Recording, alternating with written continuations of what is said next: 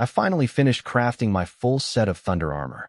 The thunder armor boosts my lightning magic by 30% and speeds up how magic flows through my body. The thunder boots increase lightning power by 20% and come with a skill called Thunder Step. Twice a day, I can move 300% faster for 3 minutes. The thunder helmet gives a huge 50% boost to lightning magic and some mental resistance.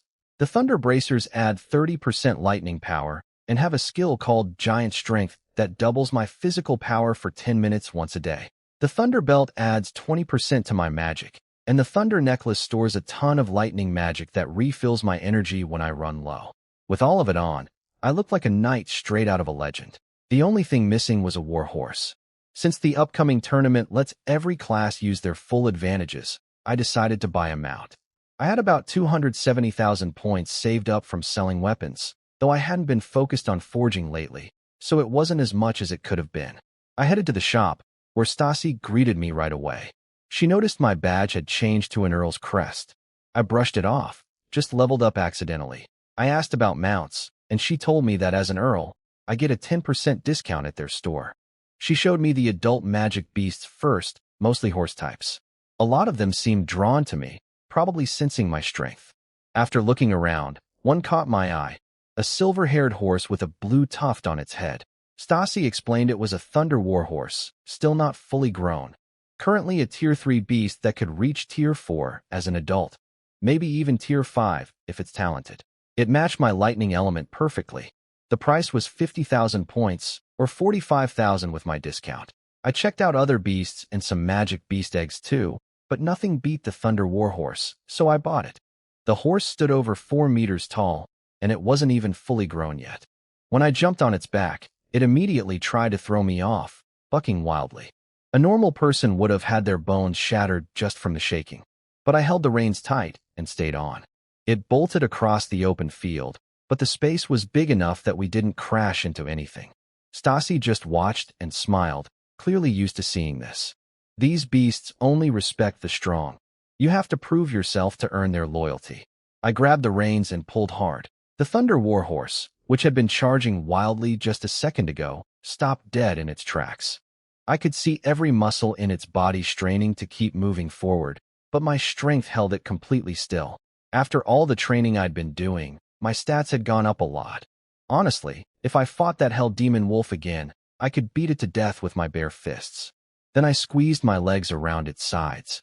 The force was so strong the horse nearly collapsed. I held back just in time. Any more, and I might have seriously hurt it. After that, it calmed right down. I rode it around the field once, and just like that, it was tamed. It was almost too easy to feel satisfying. I couldn't ride the horse inside the church grounds except in special areas, so I led it away on foot. Over the next few days, I worked on building a bond with the Thunder Warhorse and got much better at riding. By the day before the tournament, my stats had grown again. 154 strength, 126 agility, 154 constitution, 134 spirit. My lightning talent had reached 11, and I'd picked up points in wind, hammer technique, and more. The tournament rules were pretty straightforward. First round was a 10-person free-for-all. Only the top 2 from each group advance. After that, it's random one-on-one brackets, single elimination. Lose once and you're out. It seemed harsh, but I thought it made sense. After this tournament, we wouldn't be rookies anymore. We'd be going on real missions and fighting real battles where nobody cares about fairness. Not everyone agreed. Saintess Xingxin was furious. She thought she deserved a special pass straight to the finals. In her mind, she shouldn't have to compete alongside commoners. She looked disgusted the whole time. About 1,000 people entered the tournament, all at least knight rank or above. The Pope himself showed up for the drawing, supposedly because the Saintess was competing, though I knew he was really there to watch me. I drew arena number 56. I wondered which 9 unlucky people ended up in my group. Xingxin got arena number 1, which seemed deliberately arranged. And by coincidence, Saga, my friend, also drew arena 1. When Xingxin noticed Saga, she stared her down with an ice-cold look. She didn't care about Saga's talent. She only remembered Saga because she knew Saga was close to me. Do you know Clan? Xingxin asked before the match even started. Saga hesitated, but nodded. She didn't deny our friendship. Xingxin said nothing more, just kept glaring at Saga like she wanted to eat her alive. Saga was scared, but she glared right back. When the match began, Shengxin charged straight at Saga. Saga reacted fast, activating her wing transformation to boost her speed. She was smart. She knew Shengxin would come after her, so her plan was to eliminate as many other fighters as possible before Shengxin could take her out. That was her only shot at advancing. The other 8 fighters saw the 2 strongest going at each other and scattered in relief. The other 8 fighters in Arena 1 just stood back and waited for Shengxin to beat Saga. Shengxin didn't even use her Angel Soul ability. She was already level 36, which was even higher than me. She had tons of resources and all the time in the world to train, since she didn't have to do things like blacksmithing. If I hadn't injured her before and forced her to rest, she'd be even stronger. Saga managed to spear through one opponent's stomach, taking him out. But at the same time, Shengxin slammed into Saga's back. I could hear bones cracking in Saga's wings. Before Saga could even scream, Shengxin grabbed her by the hair and started slapping her face over and over. "You worthless trash. How dare you be friends with Clan? I'll teach you your place." She kept hitting her until Saga's face was swollen and bloody. The Pope watched with a cold expression. He already knew what kind of person Shengxin was, but seeing it still made him furious. He signaled someone nearby, and that person rushed in to pull the unconscious Saga away from Shengxin. Shengxin almost lashed out again, but then she felt the Pope's icy stare. She understood his message. She'd gone too far and was making the church look bad. But she didn't care. In her mind, she was second only to the Pope, and everyone else existed to serve her. She told herself that once she became Pope someday, she'd do whatever she wanted. She took her anger out on the remaining fighters instead. She activated her Angel Soul. A massive 5-meter angel appeared behind her, and with one strike, she blasted every remaining fighter off the stage. They were all badly hurt. The rules clearly said no killing, but she didn't seem to care. The Pope's face grew even darker. The fighters survived, but they'd carry permanent damage. Over at my arena, number 56, things went very differently. When the match started, all 9 opponents fought each other, and nobody came near me. They either knew my reputation or saw the Earl badge on my chest and decided they'd be idiots to challenge me. I found it a little funny, but I still needed eliminations to advance. So I moved. Without even activating my lightning body, I was fast enough that nobody could track me. I knocked out every opponent with the flat of my sword. 1 hit each, clean and quick. The whole thing took less than a minute. The Pope saw my fight too. Compared to what Shengxin did, I looked like a saint. These people just came here hoping to win some training resources. There was no reason to cripple them permanently. After my match, I went to the rest area. That's when Shengxin walked over to me with a nasty smile on her face. "You know that worthless girl named Saga, right?" That got my attention immediately. Something was wrong. "What did you do to her?" "Nothing much. Just taught her a little lesson." She burst out laughing like a maniac. I looked around and spotted Saga nearby, being treated by medics. Her back was covered in blood. Her face was swollen beyond recognition, covered in handprints, with blood still dripping from her mouth. It was horrible. When I saw that, something inside me went cold. Every emotion drained from my eyes. I looked at Shengxin the way you'd look at a dead person. She thought that was the funniest thing she'd ever seen. She doubled over laughing. "Look at your face. You look like a clown." "Keep making that face forever." Shengxin had no idea how angry I was. She kept going, laughing about how stupid Saga was for admitting she knew me even though she knew it would make Shengxin target her. Then her laughter stopped, because I slapped her across the face. She went into a rage instantly. Her angel soul activated, and the massive 5-meter angel shadow appeared behind her. The pressure was intense, and everyone around us backed away. I drew my sword, Lightning Fong, and activated my lightning body.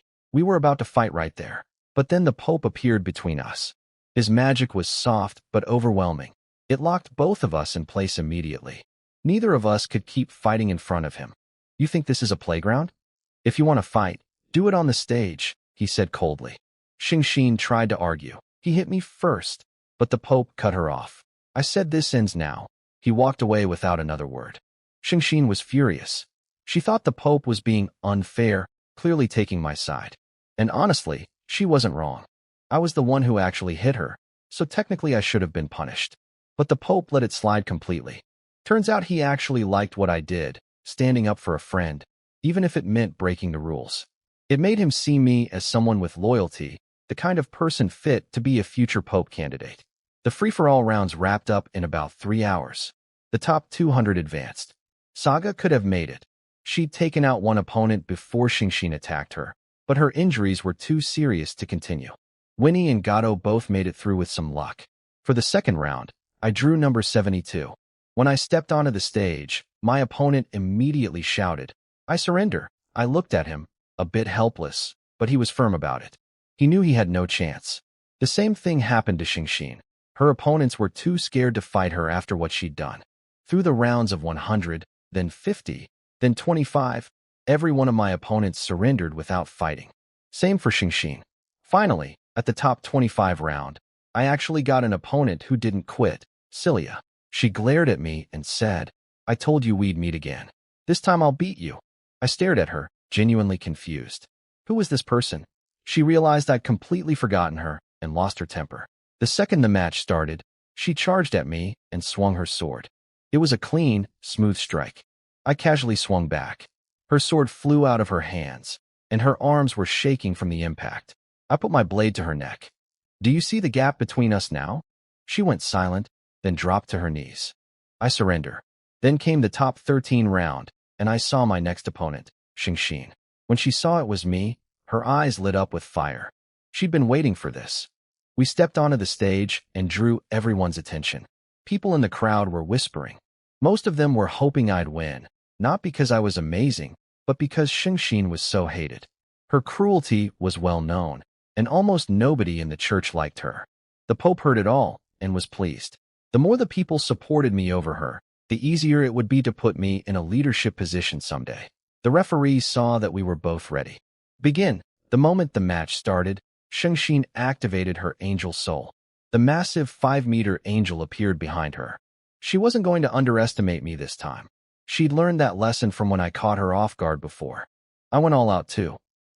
I put on my full Thunder armor set, maxing out every stat I had. I brought my Thunder Warhorse to the arena. Though I didn't ride it yet, it wasn't strong enough for this level of combat, and my riding skills still needed work. "I won't let you sneak attack me again, clan. I'll show you what true despair looks like." She launched a massive palm strike through her angel. I blocked it with lightning fawn. Everyone watching was shocked. That same attack had cleared an entire arena earlier, and I stopped it like it was nothing. Xingxin couldn't believe it. She'd been training hard. She was honestly 10 times stronger than her old self. But I just kept calmly blocking everything she threw at me. Here's the thing, I was being smart about it.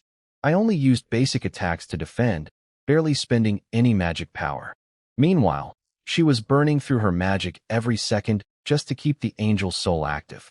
Her talent was incredible, but her battle sense was terrible. What a waste. I slowly closed the distance between us while blocking. When she realized I was only 5 meters away, she panicked. She remembered last time, when I jumped past her angel and hit her directly. That pain was still fresh in her mind. She pulled back, but she made a huge mistake. Instead of attacking while retreating, she just ran. I seized the opening instantly. I drove the pommel of my sword into her stomach. The sound was sickening. The crowd could hear bones breaking from the stands. One of her bones didn't just crack, it shattered into tiny fragments that stabbed into her flesh. She couldn't even scream at first. But I wasn't done. I moved methodically, wrists, ankles, striking each joint with the sword handle, cracking bones one by one. Cold and precise, like an executioner. Then her screams came. They were blood-curdling. She glared at me with pure hatred. "I'll kill you." In a burst of rage, her angel's soul surged. The angel behind her grew from 5 meters to 6. The pressure was crushing. The ground around me cracked into the shape of a giant handprint as an enormous white hand slammed down toward me. I channeled a huge amount of magic into my right arm and swung lightning fong upward. The two forces collided in a blinding explosion of white light. When it faded, her angel was gone. Between her injuries and that final outburst, her magic was completely drained. I was barely scratched. My clothes were a little messy, that was it. The whole fight, I'd been dominating her from start to finish. Nobody expected it to be this one-sided. Xingxin lost her mind completely. She started screaming threats, about killing me, about hurting the people close to me. I stepped on her mouth. Hard. Several of her teeth shattered. She was in agony, her eyes bulging, but she kept trying to curse me through the blood, spitting out broken threats about selling my friends into. She was still mumbling threats through her broken teeth, horrible things about what she'd do to the people I cared about. So I stomped on her stomach, then again and again, each time hitting a different spot. At first she kept cursing me, but when she saw that my expression never changed, that I just kept looking at her like she was already dead, she broke down completely. The insults turned into begging. I'm sorry. Please. Stop. I won't. She passed out before she could finish. I looked up at the Pope, and he gave me a look that said, "That's enough?" Xingxin was still the saintess after all, and if she ended up permanently crippled, it would look bad for the church. They really cared about their image. I'd had my fill for today, so I stopped. But this wasn't over. Not even close. If she'd made herself my enemy, she'd better be ready to be my enemy for life. That's just who I am. I went to the medical area to check on Saga. She was bandaged up and sleeping. The medic told me her wings were broken, but would heal fully with enough rest. No permanent damage. That was a relief. Meanwhile, almost nobody felt sorry for Xingxin as she was carried away for treatment. In fact, a lot of people seemed satisfied. She clearly hadn't just made enemies with me. She'd burned bridges with plenty of others too. Winnie had made it to the top 7, which didn't surprise me. She had A-rank talent. Gato was eliminated though. I gave Winnie 5,000 points and told her to buy good medicine for Saga and keep the rest. She tried to refuse, but I wasn't asking. Saga got hurt because of me. Even if it seemed like her own choice, I wasn't going to ignore someone who genuinely cared about me. That night, I kept training. Earned another spirit point. Nothing exciting. The next day, the top 7 had to do a round-robin tournament. But I wasn't interested in doing this one fight at a time. I walked straight onto the stage and said, "You can come one at a time or all at once. I don't care. I don't want to waste time." All 6 remaining fighters had A-rank talent, top level among our generation, but honestly, none of them were a threat to me. The real reason I did this was to test the Pope. After yesterday, when he didn't punish me for beating Xingxin senseless, I was pretty sure he was grooming me to replace her. If he let me get away with something this arrogant, then he was serious about switching heirs. Sure enough, the Pope didn't react at all. He just watched me with an amused look, like he was enjoying it. Most of the other 6 fighters clenched their fists in anger, except Winnie. The werewolf from the earlier entrance exam couldn't hold back. He jumped onto the stage. "I don't need help. I can beat you alone." He transformed into his full werewolf form and charged at me. I didn't even draw my sword. When his claws came at my face, I tilted my head slightly to dodge, then casually punched him in the chest. It looked like nothing, but the impact was massive. He flew backwards, crashed into the arena wall, smashed through several stone bricks, and didn't get up. The werewolf didn't move after hitting the wall. He might have been knocked out, or worse. I'd used my lightning body for that punch. Even with their transformations, these A-rank fighters only had about a third of my stats. They never stood a chance. Everyone who'd been angry a moment ago went completely silent. "Next," I said. Nobody moved. Then Winnie stepped up. "Clan, I'm going all out. Please don't hold back." I nodded. She transformed into her vampire form. Her gentle personality vanished, replaced by something cold and vicious. She was wearing the magic claws I'd made for her. She looked like a real demon. She lunged at me in an instant. I just grabbed her wrist. She was so small that I lifted her off the ground with one hand, like holding a child. Her face turned red, whether from effort or embarrassment, I wasn't sure. She swiped at me with her other hand, and I caught that wrist too. She struggled with everything she had, but couldn't break free. I held both her wrists in one hand and gave her a light chop to the neck. She passed out immediately. The crowd went dead silent. If the werewolf fight was shocking to watch, this one made everyone truly understand just how wide the gap was between us. It looked like an adult playing with a kid, and this was supposed to be the finals. The last 4 fighters exchanged looks and decided to attack together. I thought about drawing Lightning Fong, then glanced at the Pope. No, I wanted to make this impressive. I didn't need a weapon for these 4. I gathered lightning magic into my right arm using the 3rd level of my thunder calling technique. Instead of focusing it into a piercing strike, I released it outward in a wide blast.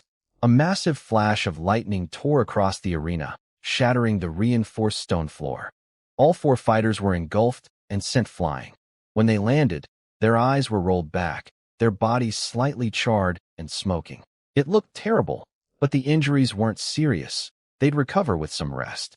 The werewolf happened to open his eyes right at that moment, saw me wipe out 4 people in one move, and decided he must be dreaming. He closed his eyes and went back to sleep. The referee announced the result.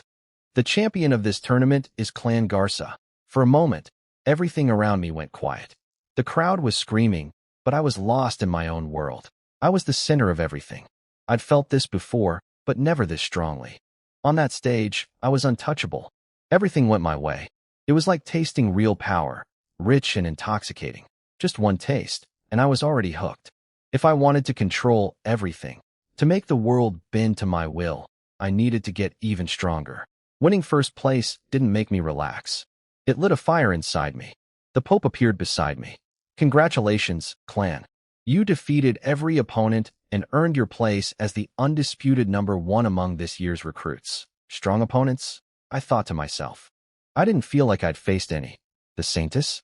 Those A-rank kids who hadn't grown up yet? None of them qualified. But I kept that thought to myself. How do you feel? The Pope asked. Excited, I said. He laughed. That's natural. Now then, I'm granting you the title of Marquis. Clan, do you think you can bear the weight of that responsibility? His expression turned dead serious. Most people would have panicked at that sudden shift. I just looked him in the eye. I can handle it. Good. By my authority as Pope, I officially bestow upon you the rank of Marquis.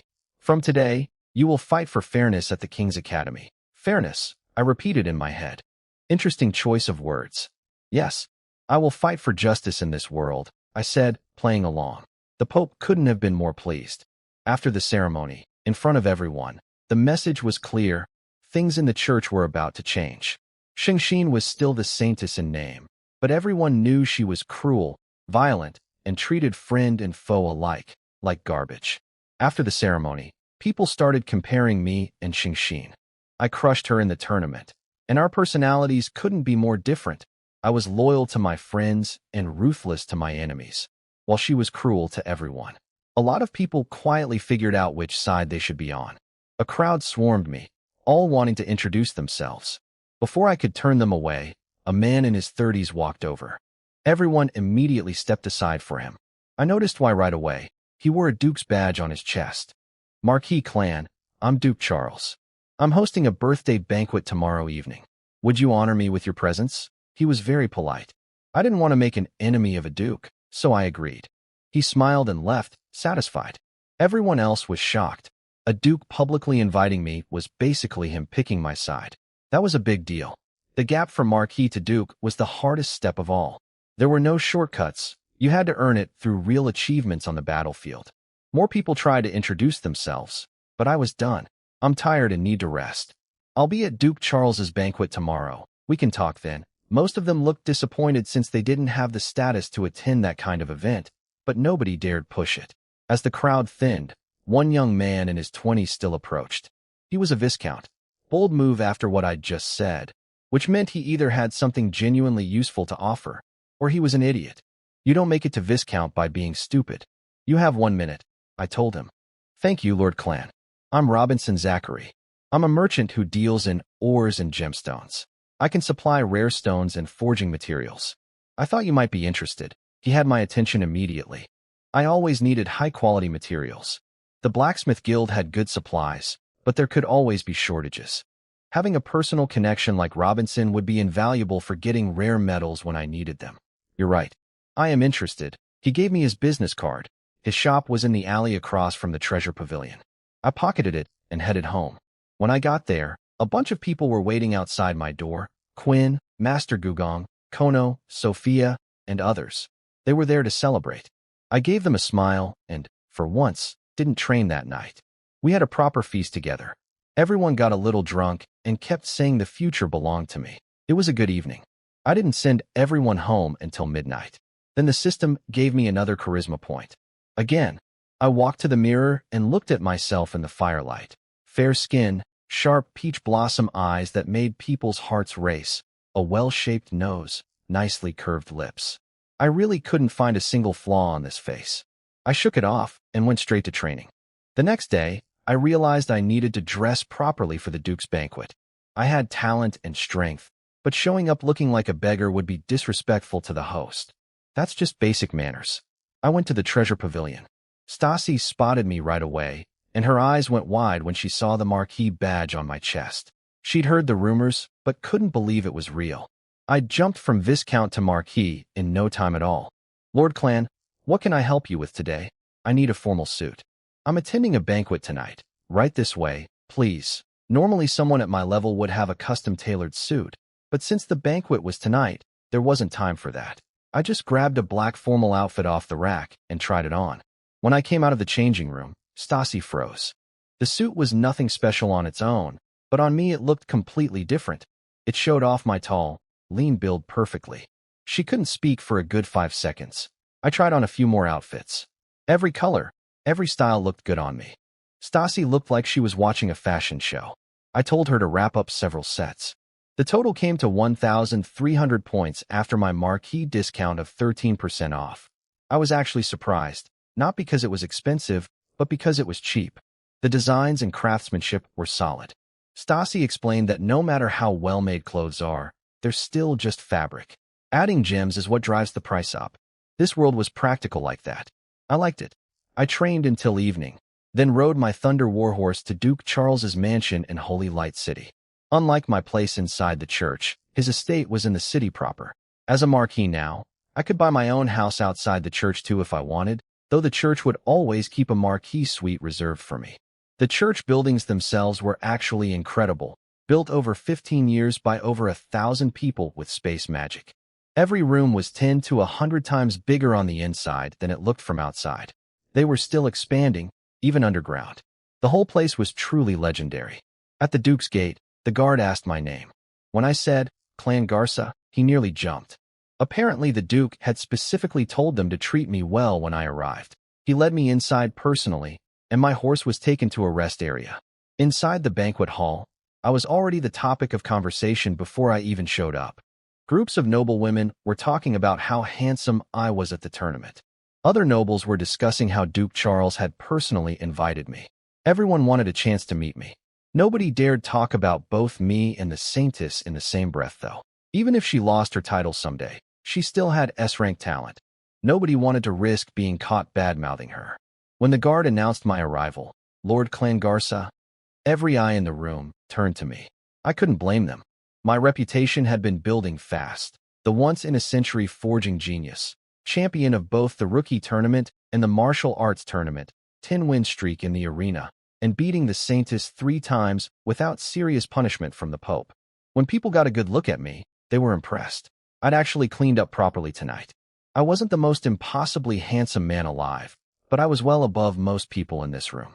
Just like after the ceremony yesterday, people started making their way toward me. Though at least here, in the Duke's home, they had better manners about it. A few people surrounded me at a time, while the rest waited at a distance, not wanting to crowd me. Most were polite.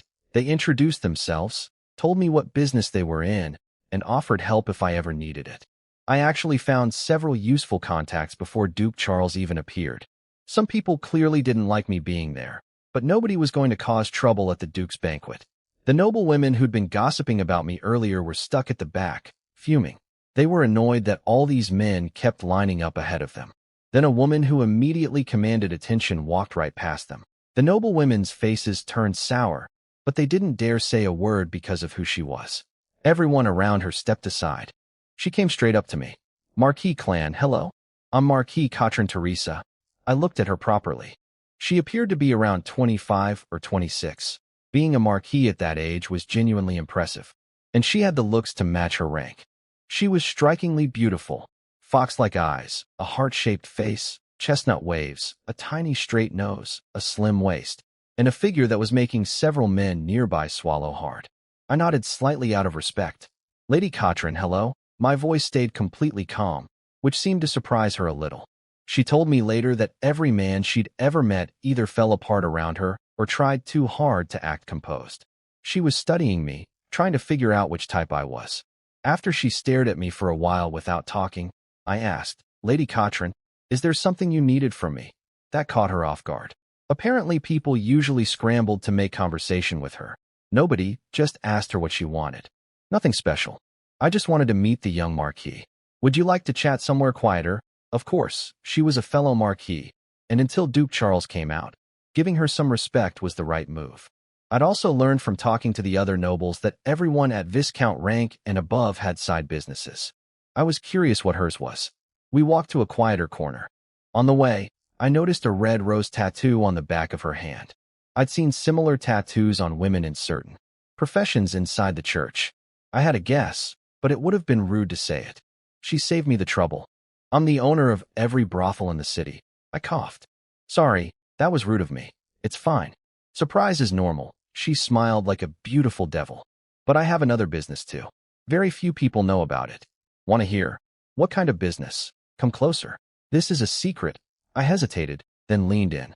As she moved close, I caught a scent, something dangerously sweet. I also have another business. Katrin didn't say it out loud. Instead, she suddenly reached over and traced letters on my neck with her finger. It startled me, but I held still. Based on the strokes, I figured out what she meant: intelligence. She was in the information business. That made a lot of sense. Her girls in the brothels were probably how she gathered secrets. Very useful. Marquis clan, I only serve a very small number of clients, so my prices are high. Be prepared if you ever need my help. Then she just turned and walked away. No lingering, no games. She stirred my curiosity and then pulled back cleanly. My gut told me she was a dangerous woman. Best not to get too involved with her unless I absolutely had to. I'd already met most of the important people I needed to. I figured I'd wait for Duke Charles, show my face a bit longer, and then leave. Soon the hall got noisy. Charles had arrived. He scanned the room, found me immediately, and walked straight over. Let's talk, he said. We went to a quiet corner, and he got right to the point. Clan, do you know why I support you over the Saintus? I almost choked. He was just saying this out loud? But he told me to relax. He'd used a soundproofing magic scroll. Nobody could hear us. Because I'm better than her, I guessed. That's part of it. The main reason is that the Pope has already given up on her. That surprised me a bit. I'd suspected it, but she was still sitting in the Saintess's chair. Charles read my mind. You're wondering why she still has the title if she's this terrible, right? I nodded. What matters most to the church? I thought for a moment. Faith. Correct. But reputation matters almost as much, not just with ordinary people, but with top talent. If the church strips an S-rank genius of her Saintess title just for having a bad personality, what will other S-rank talents think? They'll worry the same could happen to them and choose a different faction instead. That made perfect sense. An S-rank talent at full growth could equal an army of 100,000 soldiers. No faction would casually provoke someone who had an S-rank fighter, because if you didn't kill them in one shot, you'd face endless retaliation. So removing Xingxin too quickly wasn't realistic. But it didn't matter. With her behavior, she'd eventually destroy herself. I just needed to nudge things along. Charles waited patiently while I thought it through, then said, "Looks like you've figured it out. You probably know what to do next." "Yes. I have some ideas." "Good. Come to me if you need help. But be careful. Most people want to get close to you now, but there are plenty hiding in the shadows who want you gone." "I understand, Duke Charles. Now go enjoy the party." "Want me to introduce you to my sister? She's a new student this year. Only B-rank talent, though." I didn't refuse. "Why not meet more people?" He brought me over to a girl about my age. My first impression was that she looked incredibly elegant, like a true noble woman. I'd met other noble girls before, but none carried themselves like her. "Clan, this is my sister, Nina. Nina, this is Marquis Clan Garza. I'm sure you've heard his name." She'd already been staring at me since Charles brought me over. When she heard my name, her eyes went even wider. "Hello, Lord Clan. I'm Nina." "Hello, Nina." After we greeted each other, we chatted for a while. She was clearly a well-bred noble woman, elegant and proper. I could tell Charles had brought me over partly hoping we might hit it off. For girls like Nina, arranged marriages were normal, so she was probably hoping I'd be a better option than some man 20 years older than her. She asked me what I usually do every day. I thought about it and answered honestly. Eat, train, forge, sleep. She almost laughed. Apparently she found that cute. We exchanged some polite conversation, and she told me to just call her Nina, so I did. After about half an hour, I felt like I'd accomplished what I came for. Nina, it's getting late and I have things to do tonight. I should head out. She looked a little disappointed. The banquet had barely started, but she smiled and wished me a safe trip home. I could tell she thought I was leaving because I found her boring. That wasn't it. I just had work to do. After I left, apparently Nina asked Charles if I didn't like her. He told her I wasn't the type to waste a single minute, and that leaving early just meant I genuinely had things to do. He also warned her that someone like me might have more than one woman in the future, and that if she wanted to stay by my side, she'd need to be useful and supportive, not just present. When I got home, I went straight to forging and worked through the night. The next morning, Milliam met me at the door. Master, someone from the church came yesterday. What did they want? They delivered a mission for you. You can choose whether to accept it. She handed me a sealed letter. I read it over. Mission: clear the cat demons from Thunder Canyon. B-rank mission. Reward: 50,000 points. Type: group mission. I frowned. The Pope wouldn't give me an ordinary task. If he was grooming me, the mission would either help me grow or have great value. This one looked too simple on the surface. Then I flipped the letter over and found a note on the back. Something may be hidden deep inside Thunder Canyon. A hint? Seriously? Get your riddles out of here. I was annoyed that the Pope couldn't just tell me directly, but knowing there was something special waiting for me there, I was satisfied enough. The mission started tomorrow. B-rank missions were genuinely dangerous, normally assigned to earls, not fresh marquises like me. Most earls had years, even decades of growth behind them, so they were naturally much stronger than me in raw terms. I headed to the treasure pavilion as usual and, with Stassi's help, stocked up heavily on supplies. The next morning, I put on my full armor and rode my Thunder Warhorse to the church gates. For people were already waiting. This was a 5-person mission. There was one earl named Sansa and 3 viscounts: Hetty, Marshall, and Henry. I figured the viscounts were strong enough for the job and just needed to build up achievements to reach earl rank. When they saw me, a woman came over and asked if I was joining their team. She seemed surprised a Marquis was doing a B-rank mission instead of an A-rank one. She probably assumed I'd gotten my title through some special method and wasn't actually that strong yet. I took off my helmet, and once they recognized my face, their whole attitude changed. They couldn't believe their luck, teaming up with the Clan Garza. I also realized I'd met all 4 of them at Duke Charles's banquet the night before. This wasn't a coincidence. The Pope had clearly arranged this team on purpose. Sansa ran a transport business, and the 3 viscounts dealt in spices, magic beast meat, and potions. Useful connections, every one of them. Fine. If the Pope wanted me to build relationships with these people, I'd play along. Consider it keeping the old man happy. We set out, and I immediately noticed a problem. Their mounts were all much faster than my Thunder Warhorse. Nobody said anything disrespectful about it. They understood I was still early in my career, but I knew I was slowing the group down. After a full day of riding, we set up camp. Over the fire, I asked how far we were from Thunder Canyon. About 2 more days at this pace, Sansa said. 2 days there, 2 days back, 6 days of travel minimum. Too slow. My warhorse was the bottleneck. I thought about either replacing it or finding a way to level it up. The horse shivered when I glanced at it, like it sensed my thoughts. The real issue was my riding skill. In this world, knights get stat bonuses from their mounts, and mounts get bonuses from their riders. But you need proper beast-taming riding techniques to unlock that connection. I just hadn't had time to learn any. After this mission, I'd make it a priority. While we talked around the campfire, Hetty kept scooting closer to me without me noticing. Eventually, she was practically pressed against my side, her cheeks red in the firelight. I could smell her lavender perfume. Ever since the tournament, women had been constantly approaching me. I used to think that would feel great, and honestly, it did. But it was also a hassle. I wasn't the type to get distracted by romance. All of that could wait until I reached the top. Unless I happened to meet someone truly special along the way. Everyone around the campfire could tell what Hetty was trying to do, but nobody interrupted. I wasn't interested though. I didn't know her well enough, and getting tangled up with the wrong person would just cause problems. She eventually gave up, probably thinking I was too young to understand her hints. That night, I took 2 Thunder Spirit pills during my training and got a small boost. The next day, we passed through a small village and decided to stop for supplies. The moment I entered, I frowned. The village was better off than ones I'd seen before, but I could see people dressed in rags working the fields like cattle. Others were eating off the ground like dogs. These were slaves. Sansa explained casually that in the King's Academy world, people who couldn't survive would sell themselves into slavery for a few meals. Some villages made their entire living from the slave trade, cruel, but profitable. This village was one of them. I stayed quiet. I didn't try to free anyone. This was how the world worked, and I didn't have the power to change it yet. We arrived at the village center where a slave auction was happening. The slaves all had dead eyes, like they'd given up on life. I glanced at them once and looked away.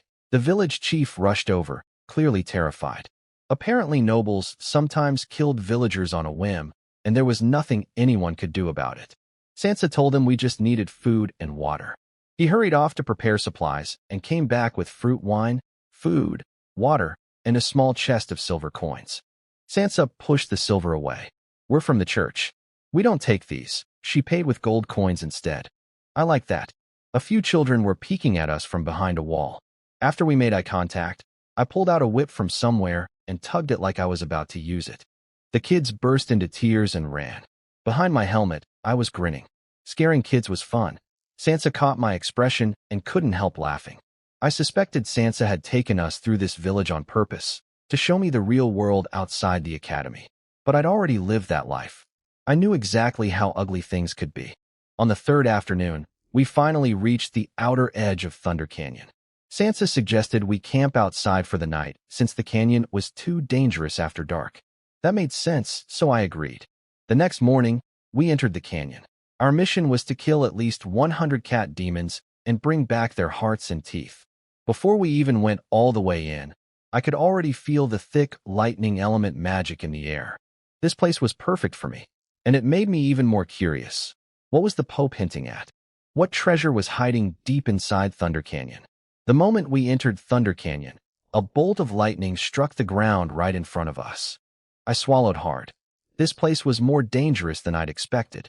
Sansa told me to relax, explaining that the lightning here wasn't as deadly as natural lightning. It would hurt, but it wouldn't kill us. I wondered if the strange weather was caused by whatever was hidden deep inside the canyon. The team moved in formation. I was placed in the middle along with Henry, our mage, since we were the less durable ones. Marshall, the assassin, scouted ahead. Sansa and Hetty, both tank-type warriors, guarded the front and rear. Funny enough, the two women were the heavy hitters while the men were the fragile ones. Soon Marshall sent up a signal, a silent firework that displayed the number 19. 19 enemies ahead. We crept forward and spotted them. 19 cat demons, about 1.7 meters tall, thin and wiry. 15 were regular ones, 2 carried staffs. Those were cat demon shamans, and 2 were much bigger and more muscular. The 4 special ones were clearly mutants. Sansa laid out the plan quickly. The shamans could sense enemies up to 70 meters away, so we'd stop at 80 meters. Henry would charge up a fireball, and the instant it hit, we'd all rush in. Priority targets, the 2 shamans. Any questions? She looked at me, the least experienced one here. No, I understood everything. Henry began chanting. Most of the cat demons were lounging around lazily. One shaman suddenly stood up, sensing something, and let out a warning screech, but it was too late. A massive fireball crashed right between the 2 shamans and exploded. Several cat demons were caught in the blast before they could react. By the time they figured out what was happening, we were already on top of them. I drove lightning fong straight through a cat demon's throat. Instant kill. These things ranged from tier 3 to 5, so they weren't that hard for me one-on-one. Sansa split one clean in half. Hetty skewered 2 with a single spear thrust. In seconds, half the group was down. The 2 large cat demons tried to counterattack. Marshall slipped behind the shamans and put his daggers through both their necks before they could cast anything. Clean work. Sansa smashed her shield into one of the big cat demons and sent it flying. They weren't even in the same league in terms of strength. Hetty speared through the other one's stomach. 2 regular cat demons charged me at the same time. I swung lightning fong in a horizontal slash and cut them both in half at the waist as they closed in. Sansa had just finished splitting open her big cat demon's skull and caught that moment. I could tell she was impressed. After that, she stopped fighting and just watched me. With no more serious threats left, she wanted to see what I could really do. I activated my lightning body and became a streak of light on the battlefield, darting from enemy to enemy. Every cat demon I reached died in a single hit. It wasn't just my strength, my speed was the real killer. The cat demons couldn't even react before I cut them down. Sansa was watching closely, and I could tell she was surprised. Most warriors specialize in either power or speed, but I was top tier in both. That's rare and requires incredible talent plus effort that most people can't imagine. I killed 9 of the 19 cat demons by myself, all regular ones, but still impressive. After the fight, my breathing was completely steady. Sansa looked almost disturbed by that. Speed, strength, and stamina. I had no weak points. She showed us how to harvest the cat demon's hearts, fangs, and claws. Only the fangs had real value as weapon materials. I watched her technique, then did it myself. My hands were a little clumsy at first, but I didn't damage anything. I felt zero sympathy for these creatures. Cat demons are evil. They catch live prey, slice open their stomachs with razor-sharp claws, and eat their organs while the victim watches. After cleaning up, I started thinking about how to slip away from the team and explore deep inside the canyon, where the Pope's hidden treasure supposedly was. I couldn't just announce it. I needed a good excuse. After a half-hour rest, Sansa said we needed to kill enough cat demons before nightfall. Spending the night inside Thunder Canyon was a terrible idea. The lightning storms alone would exhaust us, and the monsters got more active at night. That actually gave me an idea. If we didn't finish by evening, I might have an opportunity to break away. We encountered a group of thunder steelback boars next, but Sansa wisely chose to avoid them. They were incredibly tough, strong, fast, armored, and their attacks caused lightning paralysis. They weren't our mission target, so we snuck past them without any problems. We picked off a few more stray cat demons along the way. Then we hit a real problem. Marshall came running back instead of sending a signal flare. The situation was too dangerous for that. There's a massive group ahead. Around 52 cat demons. 6 shamans, 8 large ones, plus a cat demon assassin and a cat demon warrior. Everyone went quiet. We were strong, but one mistake against a group that size could get us all killed. Going around wasn't easy either. The canyon was wide, but this group was spread across it like a wall. Sansa thought for a moment, then looked at me. She'd seen what I could do. I think we should take the risk, she said. We might not find another group this big, and if we go around, we'll have to face them on the way back when we're even more tired. Now is our best chance. Henry agreed. Marshall and Hetty agreed. I agreed too. I was impressed with this team. The Pope had picked well. No troublemakers. No one trying to play hero. Everyone was efficient and professional. Very comfortable to work with. Sansa quickly put together a battle plan. Marshall would take out 2 shamans on the edge using his stealth. Sansa and Hetty would handle the 2 in the middle. Henry would snipe one on the left with a fire arrow. I'd take the one on the far left, the weakest section of the group, with just 1 shaman, 1 large cat demon, and a few small ones. Sansa clearly assigned me the easiest spot based on my experience level. I didn't mind. Everyone got into position at 80 meters. The moment Henry's fire arrow punched through the first shaman's head, we all moved at once. Marshall was the fastest. He'd already snuck right next to 2 shamans using his stealth skill and stabbed both through the neck in seconds. Sansa carved through 2 regular cat demons on her way in, bashed a large one aside with her shield, and drove her sword through her target shaman. Hetty was even faster. She skewered a cat demon on her spear mid-charge and kept going, killing her shaman in 1 shot like a streak of red light. I activated my lightning body and became a bolt of blue-purple light, weaving past every enemy in my path and striking my target shaman dead. Nobody on the team missed their mark. After the shamans were down, everyone shifted to their next targets without any confusion, like a perfectly tuned machine. The cat demon warrior, bigger and stronger than the large ones, with poisonous green claws, went after Sansa. Even she had to be careful with that one. The assassin-type cat demon fought Hetty, though she seemed to have the upper hand. The large cat demon near me came at me right away, claws swinging so fast they left afterimages. Its attacks were wild and angry though, so I dodged most of them. 1 claw caught my shoulder, but only scratched the armor. I found my opening, sliced off one of its paws, and while it screamed in pain, I stabbed it 3 times. Heart, kidney, throat. It dropped dead. Henry was watching from the back and couldn't believe what he saw. That large cat demon was close to level 50, and I dealt with it like it was nothing. After the tournament, my strength had grown again. Honestly, I could have handled 2 or 3 of those at once. I moved on to the regular cat demons. One after another, I cut them down without stopping. After I'd killed about 15, the remaining ones started running away from me instead of attacking. They were terrified. Meanwhile, Sansa finished off the cat demon warrior in just 3 minutes, then helped Hetty take down the assassin. Everything went exactly according to plan. The whole ambush took just over 20 minutes, faster than expected. A lot of cat demons tried to run at the end, which actually slowed us down. The cleanup and material collection afterward took longer than the fight itself. I could tell Sansa was watching me differently now.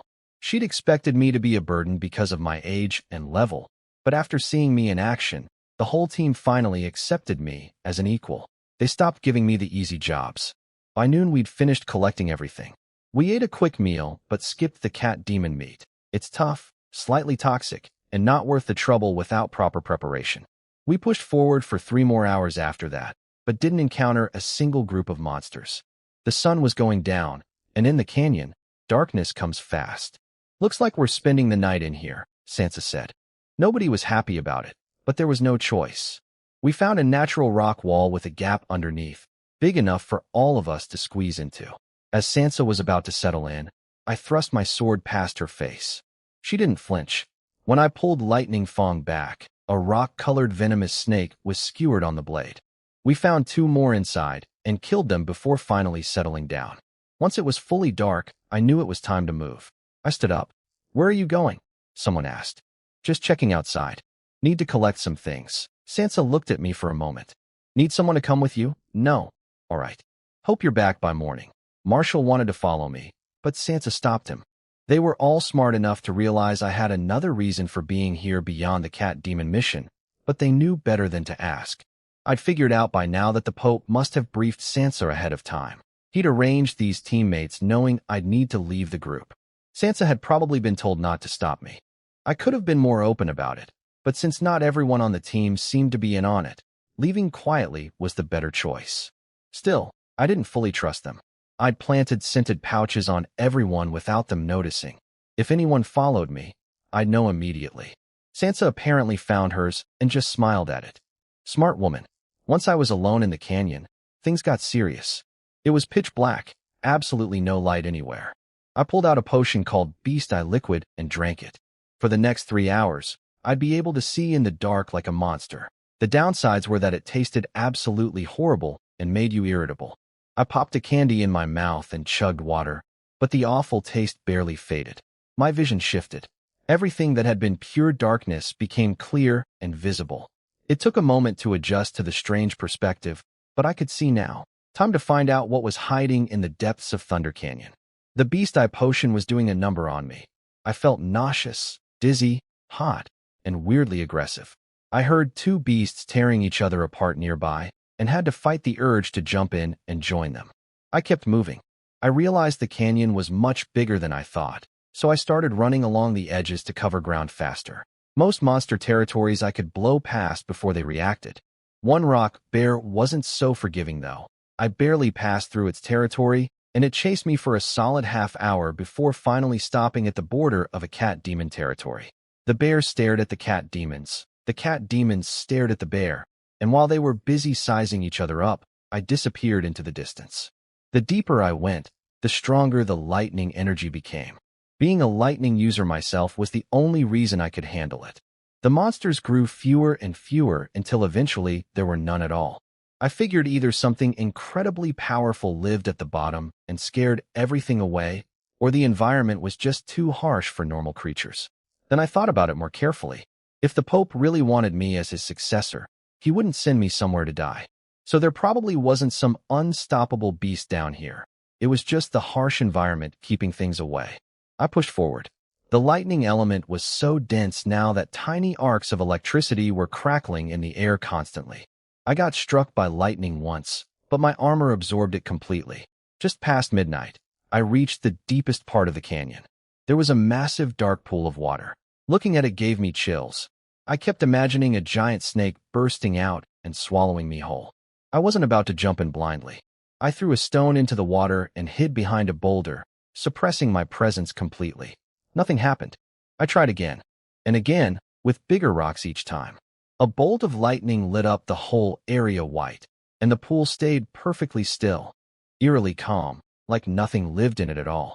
After convincing myself it was safe enough, I carefully waded in. I immediately felt a constant mild electric current running through my body. It stung a little, but at the same time, my magic power was growing. Training here long-term would be incredibly beneficial. I kept going deeper. Down at the very bottom, I could make out a huge dark shape. It wasn't moving at all, like a dead object, but I could see faint currents of electricity flowing across its surface. As I swam deeper, visibility dropped even with my beast eyes. About 5 meters from the dark shape, I stopped, because I could finally see what it was. A massive black serpent. Just looking at its body filled me with a deep, primal fear. The word, danger, practically glowed in my mind. I stood absolutely no chance against this thing. But something was strange. I was right next to it, and it hadn't reacted at all. I carefully swam around to its head, which was several times bigger than my entire body. I recognized it from books. This looked exactly like a thunder pool scale python, a mythical supermonster that could destroy entire kingdoms according to legend. There was a 5-pointed star pattern on its head, a sealing magic circle. According to old records, the first pope had subdued one of these creatures and sealed it inside the king's academy. I'd always thought that was just a myth. Apparently not. Whatever the pope wanted me to find had to be nearby. I searched carefully, making sure not to touch the python and accidentally break the seal. Then I spotted a faint glow in the darkness. It was a small magic beast egg, a thunder pool scale python egg. I swallowed hard. This was incredibly valuable. I hesitated. What if taking the egg woke the python and broke the seal? But I figured the pope wouldn't set me up to die. His seal couldn't be that fragile. I grabbed the egg. A mild electric shock ran through my hand, but nothing serious. I looked back at the python. It didn't move. I exhaled with relief. Before leaving, I noticed another glowing light nearby. It was a flawless purple thunder crystal, head-sized, worth an unimaginable fortune. Even a fingernail-sized piece would cause wars. But it sat on top of a magic circle, and I was 99% sure it was part of the seal keeping the python imprisoned. As much as I wanted it, I left it alone. I swam toward the surface. Sunlight was already piercing through the water. I'd been down there all night without realizing it. As the light illuminated the bottom, I finally saw the full picture and nearly choked. The python was even more enormous than I'd imagined. Its head alone was bigger than a house, with 2 blue horn-like protrusions. And the sealing array wasn't just one small circle. It was 9 concentric rings of 6-pointed stars surrounding the beast, with 81 glowing points that were each a purple thunder crystal. I'd been naive thinking that small circle on its head was the whole seal. Now I understood why Thunder Canyon had such bizarre weather. The seal constantly drained the python's lightning magic to keep it asleep, and all that excess energy radiated outward through the entire canyon. I broke the surface and gasped for air. Thank goodness my body was strong enough to hold my breath that long. Standing in the morning sunlight, I felt like I'd been reborn. I looked at the egg in my hands. Unlike the adult python's black scales, this egg was pure white. According to legend, these creatures go through 7 growth stages, changing color with each skin they shed while growing dramatically larger. Holding the egg tight, I hurried away from the pool, excited about what I'd found. As I walked away with the egg, I had no idea that the thunder pool scale python actually stirred behind me. It opened its yellow eyes and noticed its child was gone. It tried to break free, but the seal was too strong. Within minutes, it fell back asleep, helpless. The egg wasn't too big, so I stuffed it in my backpack. It was alive, which meant I couldn't store it in a spatial ring. My condition wasn't great. The dense lightning energy deep in the canyon had left crack-like marks on my face from overexposure. If I weren't a lightning type, my body would have started breaking down by now. The marks slowly faded as I moved away from the depths. Then trouble found me. A group of lightning lizardmen blocked my path, over a dozen of them, including a mutant shaman. I tried to edge past them peacefully, making it obvious I didn't want to fight. They attacked anyway. The shaman hit me with a thunder cage spell that slowed me down dramatically, and all the lizards rushed me at once. Over a dozen 2-meter-tall lizards with flicking tongues charging at you. Genuinely terrifying. But I kept calm and fought through them all. When it was over, only the shaman was left, crawling away. I didn't even want to fight you, I said. Why did you have to come looking for death? I drove lightning fang through its spine and finished it. I collected the valuable parts from their bodies and kept moving. 7 hours later, I found Sansa and the others clearing out cat demons. They were doing fine without me, but I jumped in and helped clean up the rest. Sansa looked relieved to see me alive, though she noticed I was exhausted. Then a massive roar shook everyone to their core. A cat demon several times bigger than a cat demon warrior appeared. It was deep red, over 3 meters tall, radiating terrifying pressure. This was a berserk cat demon, at least level 60. It had apparently been away fighting a rock bear that had gone crazy the night before. It came home to find its entire tribe slaughtered. It was furious beyond reason. My luck was incredible. I'd been awake for 2 days straight, running on fumes, and now I had to fight a boss. Perfect. Everyone got into formation fast. Sansa took the front with her shield, Hetty and I were second line. Marshall waited for an opening to strike from behind, and Henry provided ranged damage from the back. The berserk cat demon had completely lost its mind. It charged straight at Sansa and slammed its claws into her glorious rank shield. For the first time, Sansa was actually pushed back in terms of raw power. Against the level 50 large cat demons, she'd been sending them flying. This thing was on another level entirely. It kept attacking savagely, hammering Sansa's shield over and over. Fortunately, the glorious rank shield held up. Only white scratch marks appeared on it, with no sign of breaking. But the pressure was immense. Sansa was burning through her stamina fast, blocking the berserk cat demon's attacks. Hetty found an opening and thrust her spear at incredible speed, but the creature dodged on pure instinct. Her spear only grazed its shoulder, leaving a tiny wound. I attacked at the same time, but when lightning fang hit its body, sparks flew, and that was it. It felt like slashing an iron wall. Its hide was unbelievably tough. I barely left a scratch, the kind that would heal before you reached a hospital. Henry's fireball didn't do much better, the fur barely singed. Marshall held back, knowing that getting grabbed at close range meant death. Our attacks were basically tickling this thing, and it was getting angrier. But Sansa held strong. She was level 60-something herself. Her equipment gave her an edge even if her raw stats couldn't match a beast's body. We kept at it, wave after wave. Hetty was dealing the most damage, targeting existing wounds with pinpoint accuracy to deepen them. Marshall managed to stab out one of its eyes. After 20 minutes, the creature was covered in blood, but it clearly had a lot of fight left. Then it snapped. It let out a furious roar. Its eyes turned blood red, its body swelled up, and its attacks became a blur of claws. Sansa shouted, "It's gone berserk. Be careful." The pounding on her shield intensified. I could see the pain on her face. We couldn't keep this up much longer.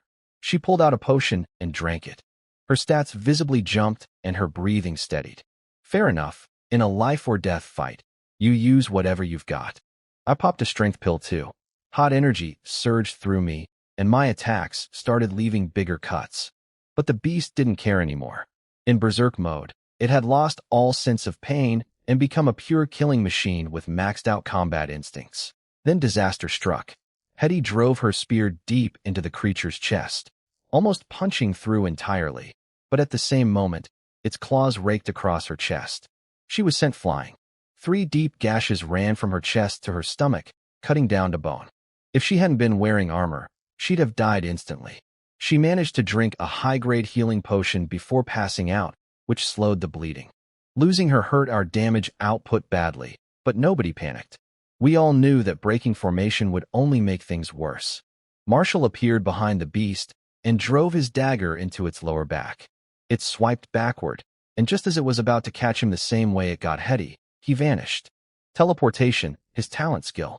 For an assassin, that's basically a cheat ability.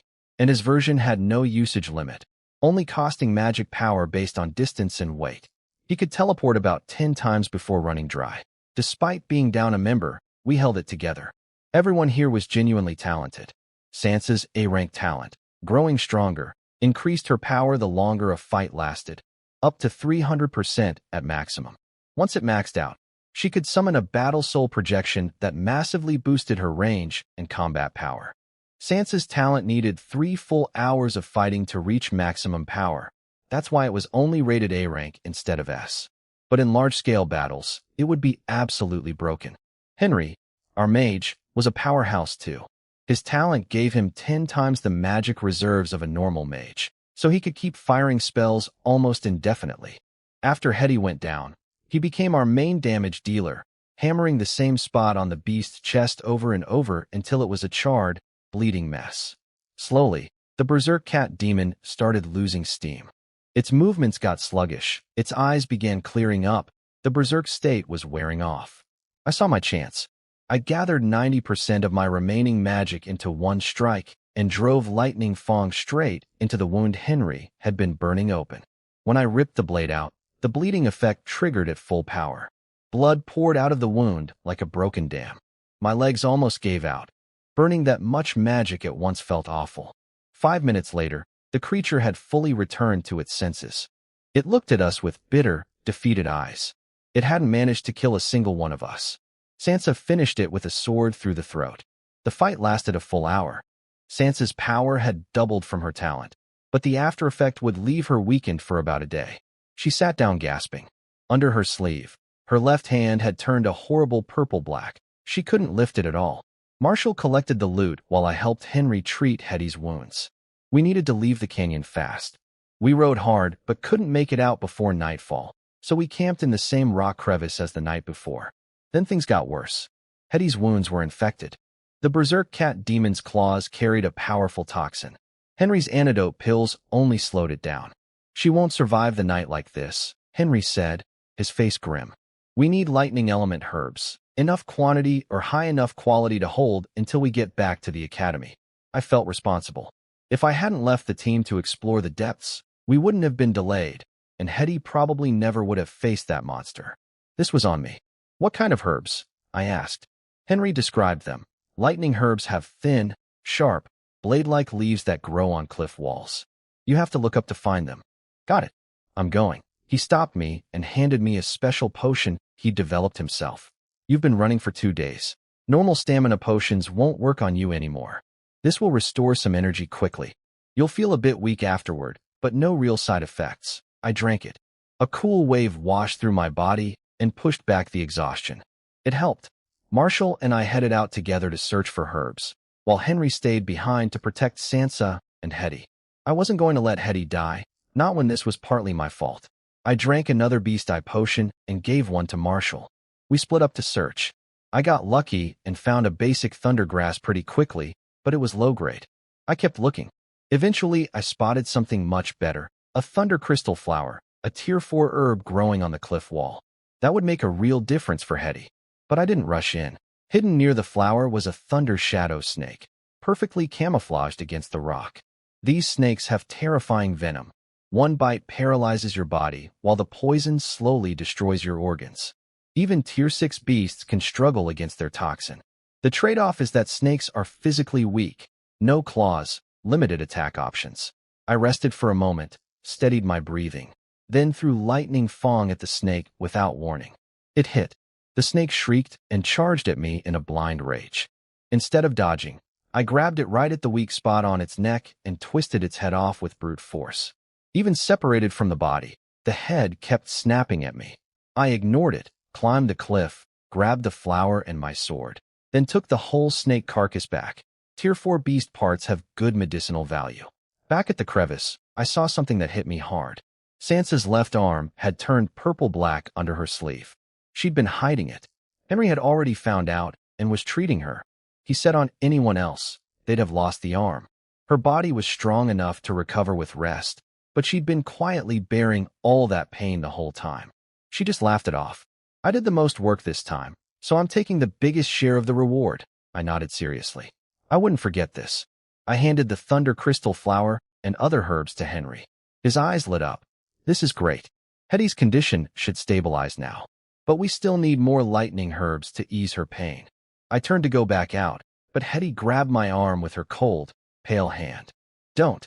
Go. Stay with me a while. Henry backed her up. You're not in great shape either. The patient needs company. Sit with her and talk. Marshall can find the rest. I sat down beside Hetty and held her hand. It was ice cold. Feeling how bad her condition really was shook me. She smiled weakly. Lord Clan, could you tell me a story? I thought for a moment, then told her some classic fairy tales with happy endings. Things like The Ugly Duckling.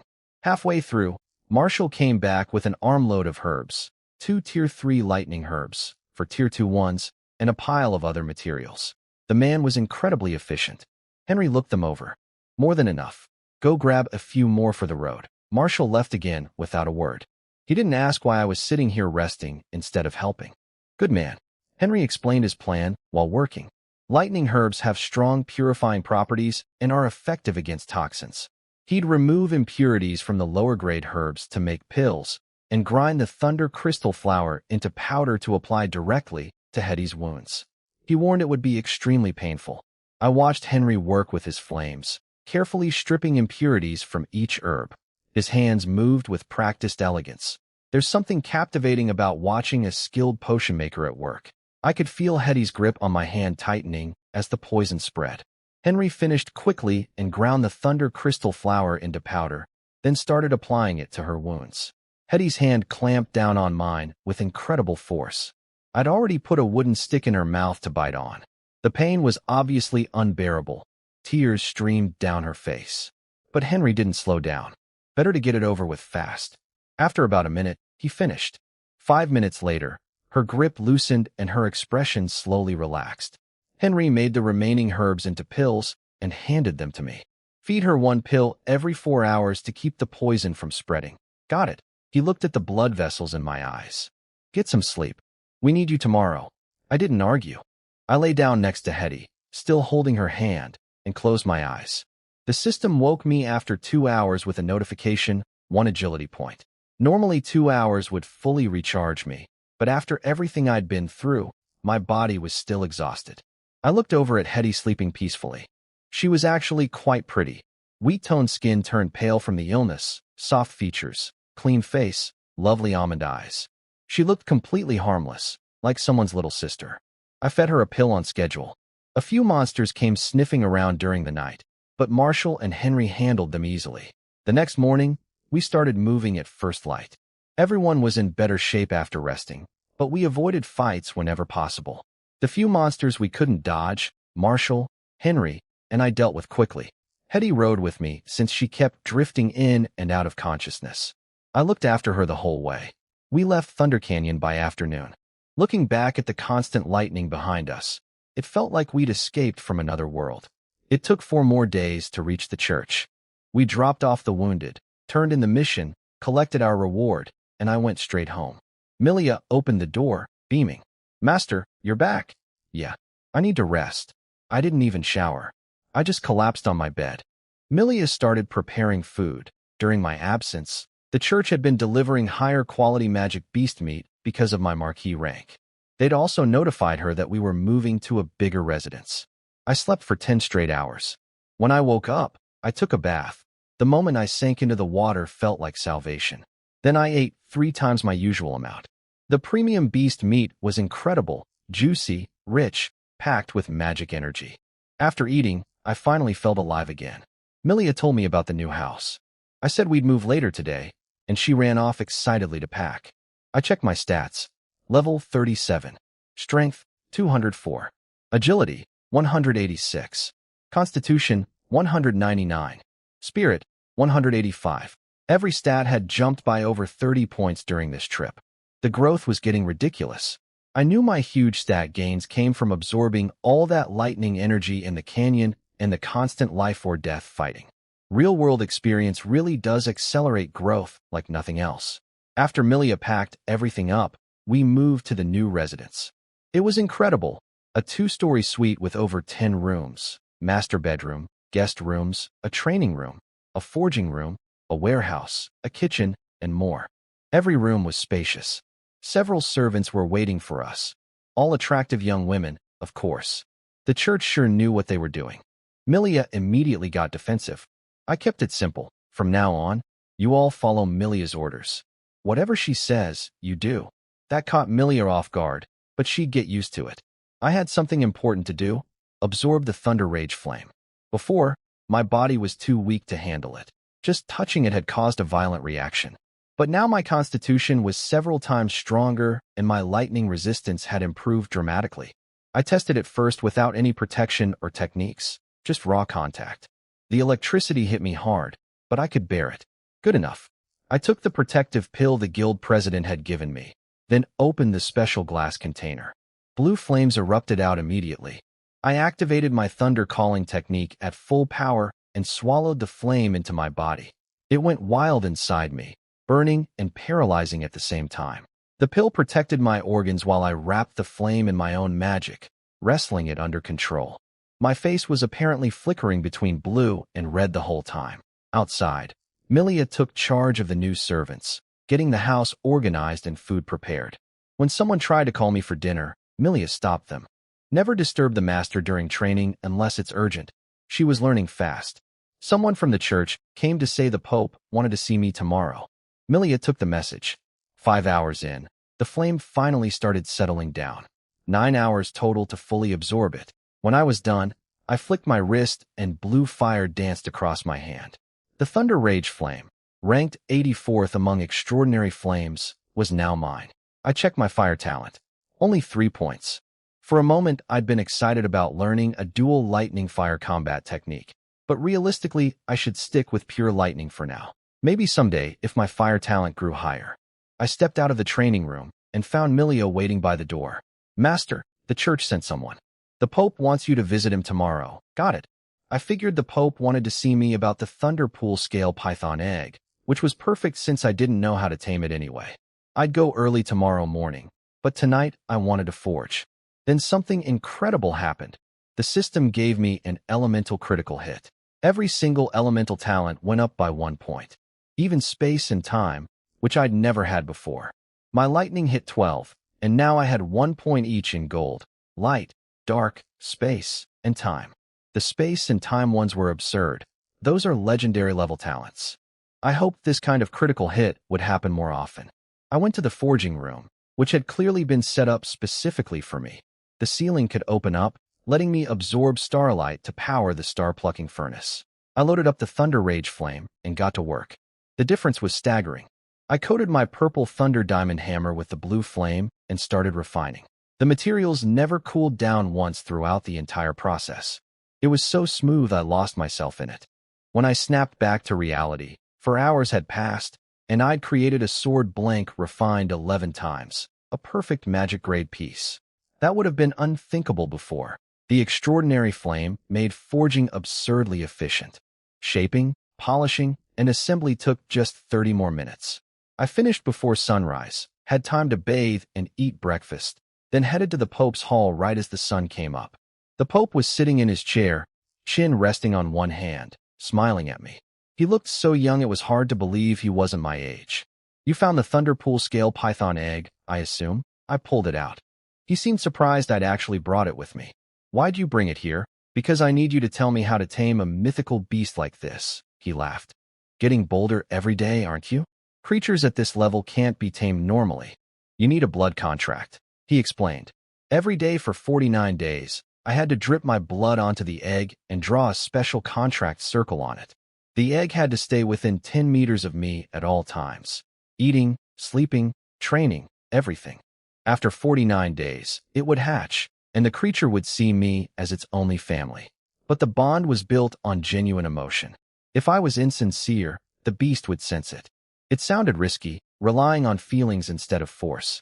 But normal contracts couldn't hold a beast at this level. Feelings were the only option. So, can you teach me the blood contract technique? I asked. You're just going to ask outright like that? You weren't planning to teach me? For free? Yes. Can you? He laughed. He'd been trying to tease me, but I wasn't the type to be intimidated.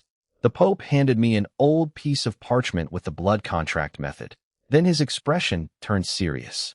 Something bad happened. After your fight with Xingxin, she underwent a major change.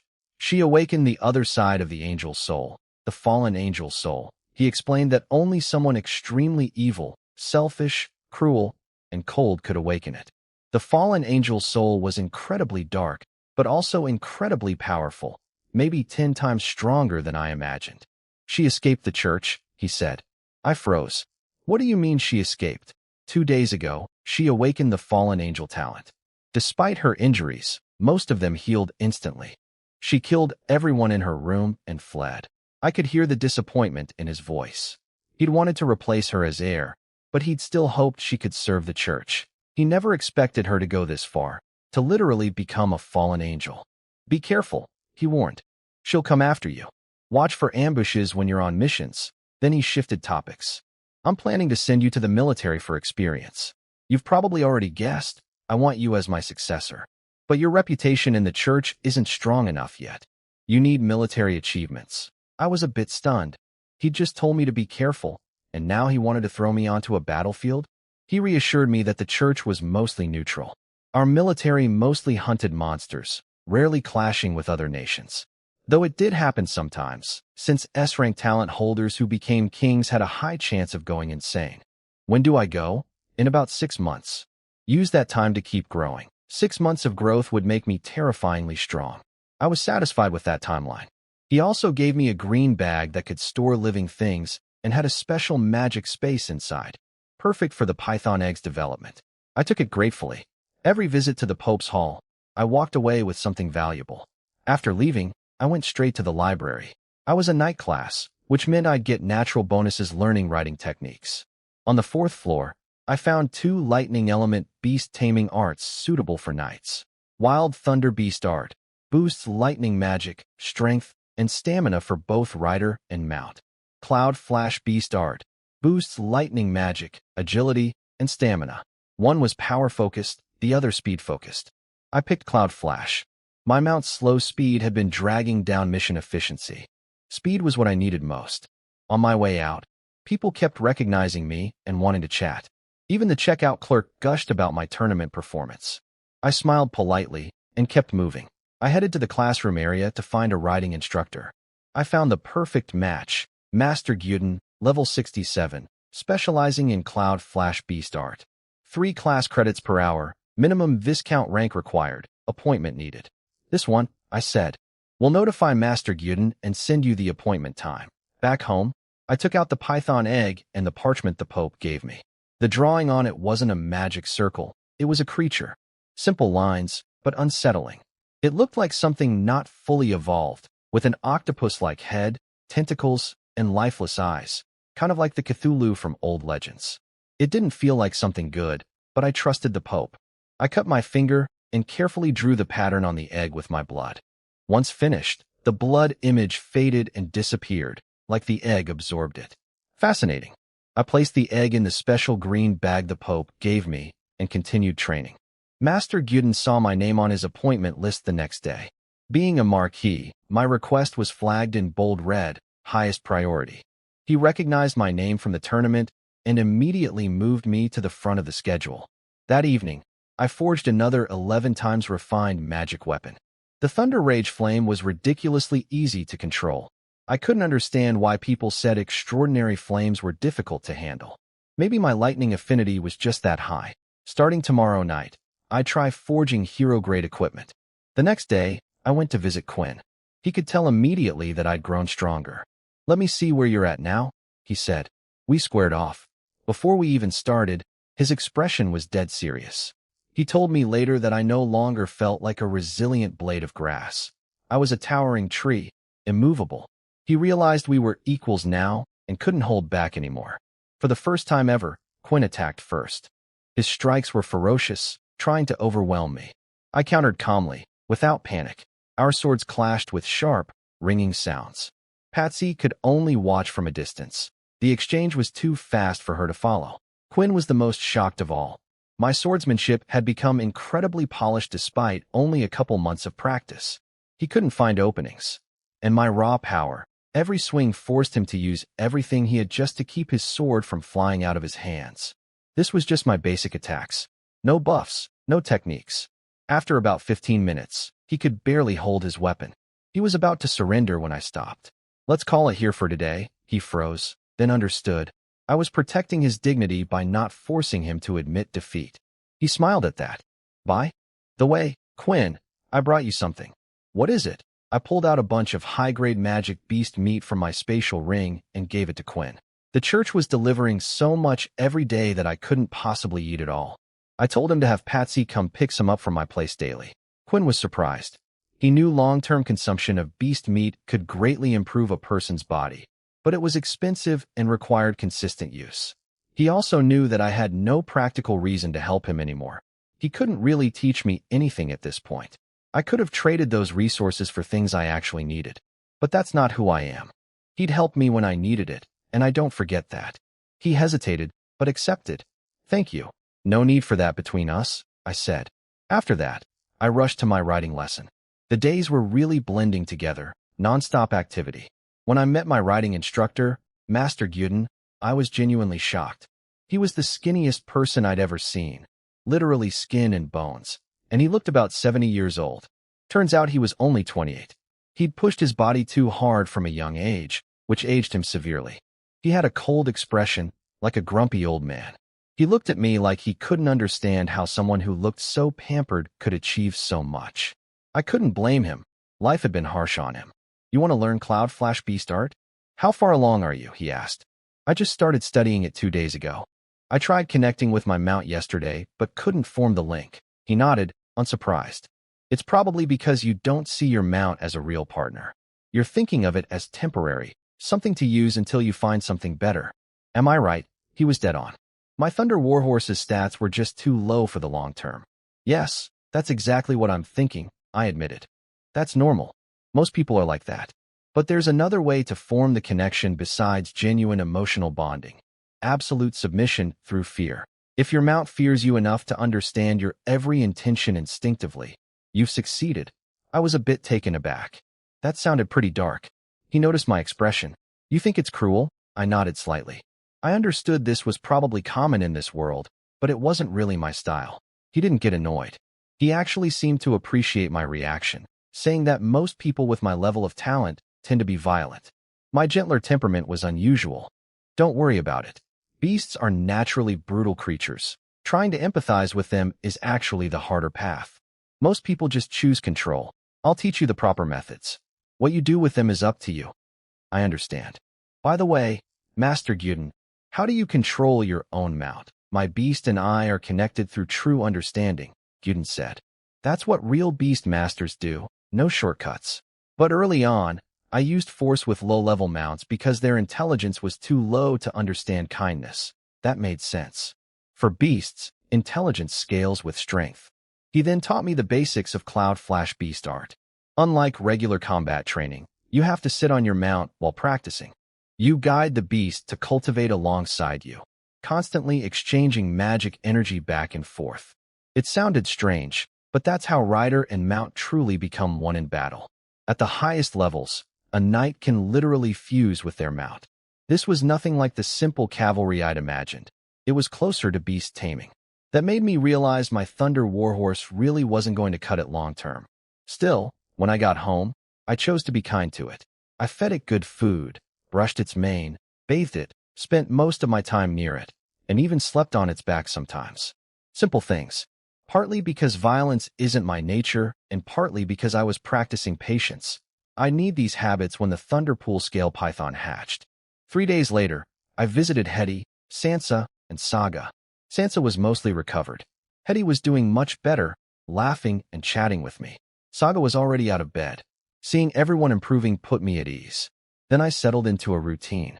A month later, my stats had grown by another 19 strength, 18 agility, 20 constitution, 19 spirit, plus 1 point each in lightning talent, lifespan, and charisma. I'd reached level 42, though leveling was slowing down past 40. I never even trained magic power deliberately. It just grew naturally, like my body was expanding on its own. My forging had improved dramatically thanks to the Thunder Rage Flame. I couldn't make glorious-grade equipment yet, but my hero-grade work was excellent.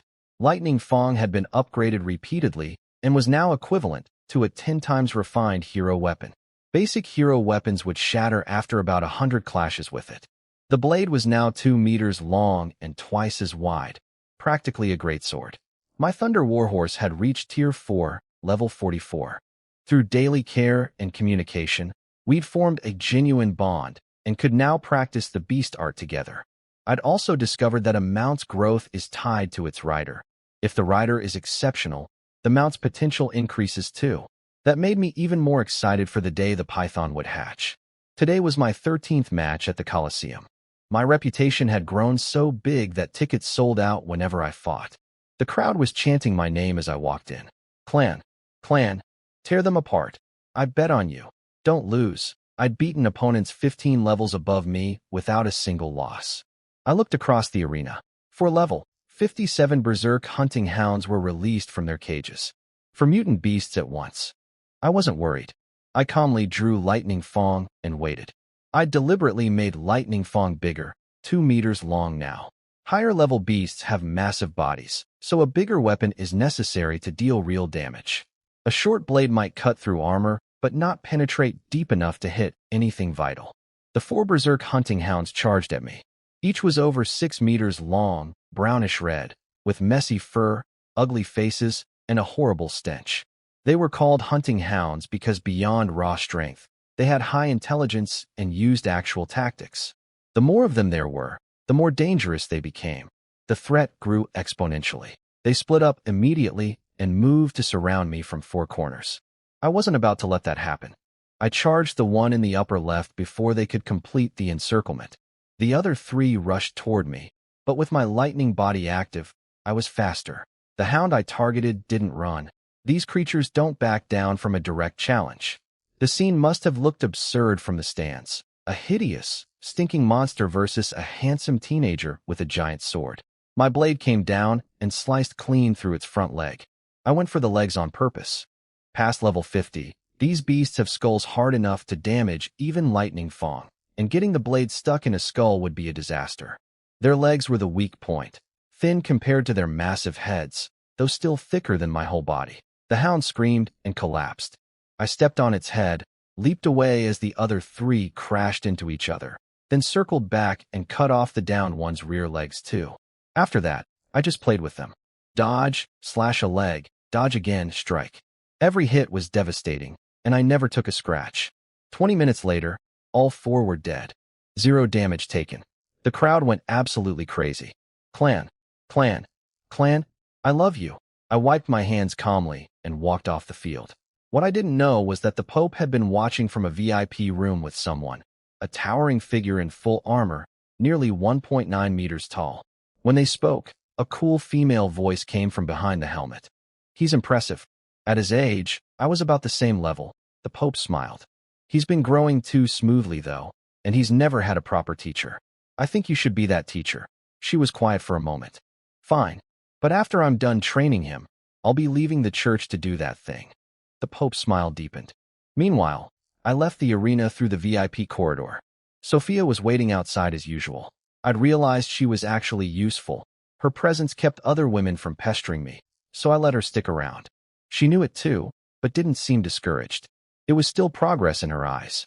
As we walked through the corridor, I turned a corner and found myself staring at what looked like a wall. I looked up. It wasn't a wall. It was a person in full armor, towering over me. This corridor was restricted to top fighters or very important people. Whoever this was, they were here for me. I watched your fight, a cold female voice said. Your talent is excellent and your strength is impressive, but your technique is rough. You need a good teacher. I was surprised. The voice behind that massive armor was a woman's. I silently scolded myself for assuming otherwise. Who are you? Why are you telling me this? You don't need to know who I am yet. Draw your sword, boy. An iron sword appeared in her hand. I told Sophia to step back, then drew Lightning Fong. But the moment I truly faced this woman, I felt like I was staring at an immovable mountain. The gap between us was even bigger than when I first met Quinn. I couldn't move. My body was frozen. Then the pressure vanished. I nearly collapsed, my forehead dripping with sweat. She'd simply pulled her aura back. Attack me, she said. I charged. She swung once, casually, and somehow I knew with absolute certainty that her blade would hit me and I'd die. That feeling paralyzed me completely. I stopped mid-attack, and her iron sword tapped my wrist. Lightning Fong clattered to the ground. Feel the gap? I was still in shock. This person was on a level I couldn't even comprehend. Want to learn swordsmanship from me? I was suspicious at first, But I quickly realized, someone this far above me had nothing to gain from tricking me. If she wanted something, it was my future potential. Then it clicked. Did the Pope send you? Smart kid. But I wasn't sent. Remember this. The Pope and I are equals with the Pope. That one sentence told me everything about how powerful she was. I'll learn from you. I said. Good. Come to the Pope's hall tomorrow morning. I'll rebuild your swordsmanship from scratch. She left. I stared at her back, burning with curiosity about her true identity. That night I tried forging, but I couldn't focus. That single strike she'd used to disarm me kept replaying in my mind. I gave up and went to bed. The next morning, I rushed to the Pope's hall. She was already waiting in the open space out front. All the usual guards were gone. You're earlier than I expected. Good. Draw your sword. I've seen your strength. Now the real training begins. I pulled out lightning fong and swung once at her command. The blade cut through the air so hard it created a sonic boom, even though it didn't hit anything. She watched with cold eyes. Your fundamentals are solid, but you haven't found your own style. My own style? Strong basics matter, but style matters just as much. Some swordsmen are fast. Some are heavy. Some overwhelm opponents with intricate techniques. These are all styles. Your swordsmanship right now is too textbook, perfectly standard, with zero personality. I stood there thinking. She was right, but finding my own style on the spot? I had no idea where to start. She watched me think and didn't interrupt. I started experimenting. First I swung a heavy, crushing strike, powerful but slow, with too much energy cost. Then a lightning-fast slash that most people wouldn't even see, but it lacked real power. Over the next half hour, I tried every style imaginable. Heavy, fast, technical, tricky. I could pull off all of them. The armored woman watched silently. I could tell she was impressed at first, then genuinely shocked. She hadn't expected me to master every style so easily. Then I swung one more time. A completely ordinary strike, identical to my very first one. And the moment I did it, something clicked. A feeling of satisfaction washed over me. This was it. I'm a balanced fighter. All my stats are high. Committing to one extreme style would mean weakening other areas. And for me, that would actually be a downgrade. What I needed was a sword strike that combined speed, power, and technique equally. No weaknesses. Trained to absolute perfection. I found my path, I told her. Show me. I swung that same plain, balanced strike. She stared. That's what you came up with? Yes. This is my path. She was frustrated. She'd just watched me demonstrate talent for every sword style in existence, and I chose the most ordinary-looking one? She thought I was wasting my gift. You're throwing away your talent. I've already tried everything else. This is what fits me best, she asked again. And again, I told her she could ask 1,000 times. My answer wouldn't change. She was clearly angry, but she held it together. Fine. Your choice. Don't come crying to me later. I'll still teach you as promised. I was surprised she didn't walk away. Either the Pope's influence was that strong, or she was simply a person who kept her word. I decided it was the latter. Truly powerful people tend to be reasonable. She calmed down and asked me to explain my reasoning. I told her honestly. Every specialized style has strengths, but also undeniable flaws. Only the basic, balanced strike has no weaknesses. If I can perfect it to the highest possible level, it becomes the ultimate technique. She went quiet. Then I could sense her understanding shift. She realized I wasn't lacking ambition. I had too much of it. I was chasing perfection itself. She probably still thought I was being naive, but she decided to let me try and fail before pushing back. If that's what you want, then try it. She asked about my training routine. When I told her, she said my efficiency was too low and led me to a special room. This room has double the normal gravity. Training here will multiply your results. Once you adapt, the gravity can be increased further. I was excited. A gravity training room, just like in manga and anime. This place had everything. One thing, the room's usage fee comes out of your own points. I'm not paying for you. That was fair. She and the Pope had agreed that I shouldn't have everything handed to me. Earning my own way would make me value it more. I had no complaints. Making money was never hard for me. I stepped into the gravity room and immediately felt heavier. After loosening up, I found I could still move freely. The double gravity made a huge difference. About 3,000 sword swings felt like 10,000 in normal conditions. My regular training had actually become too easy, which explained why my stat growth had slowed down this past month. Even at double gravity, I completed everything. When I walked out, the instant lightness felt amazing. The armored woman was waiting. How was it? Manageable. Maybe I should try triple gravity tomorrow. Fine. Now, next exercise. She had me swim across a raging river within a time limit. A test of explosive speed and power. I passed on the first try. She wasn't surprised, but kept adding weights to my arms and legs. Once I was carrying about 100 kilograms, I finally failed to make the time. The rest of the day was nothing but intense basic training, far beyond anything I'd ever done before. By the end, my mind was hazy. I passed out on the way home. It reminded me of Quinn's early training sessions, except worse. Meanwhile, the Pope asked the woman how the training went. His talent, work ethic, and ambition are all top tier. At this rate, he could eventually catch up to me, or surpass me. The Pope was shocked. He knew how proud she was. She'd never praised anyone before. But he's missing something, she added. What? A strong rival, the Pope sighed. She was right. Without competition, even geniuses lose their drive. Shengxin was supposed to fill that role, but she was gone now. Then the Pope looked at the woman with a strange expression. Why are you looking at me like that? You'd make a perfect rival for Clan. You look about his age. Just take off the armor and pretend to be a fellow student. He'd never recognize you. The woman, Ilya, was speechless at how ridiculous this idea was. But the Pope knew she was softer than she appeared. Fine, I'll try it, she said. Great. Take off that heavy armor tomorrow. You're too beautiful to hide behind all that steel. The next day, I arrived for training and froze. Standing where the armored giant had been was a stunning girl with white hair and blue eyes. Her figure was incredible. The bulky armor had completely hidden it. I couldn't help staring. Keep looking and I'll gouge your eyes out. Sorry. I'm not your teacher. My name is Ilya. Your teacher is my cousin. She had to leave for something, so I'm supervising your training. Same exercises as yesterday, plus sparring with me afterward. I was suspicious. This cousin was the exact same height, had the exact same voice, and gave off the exact same pressure. Cousins? Really? I was pretty sure it was the same person.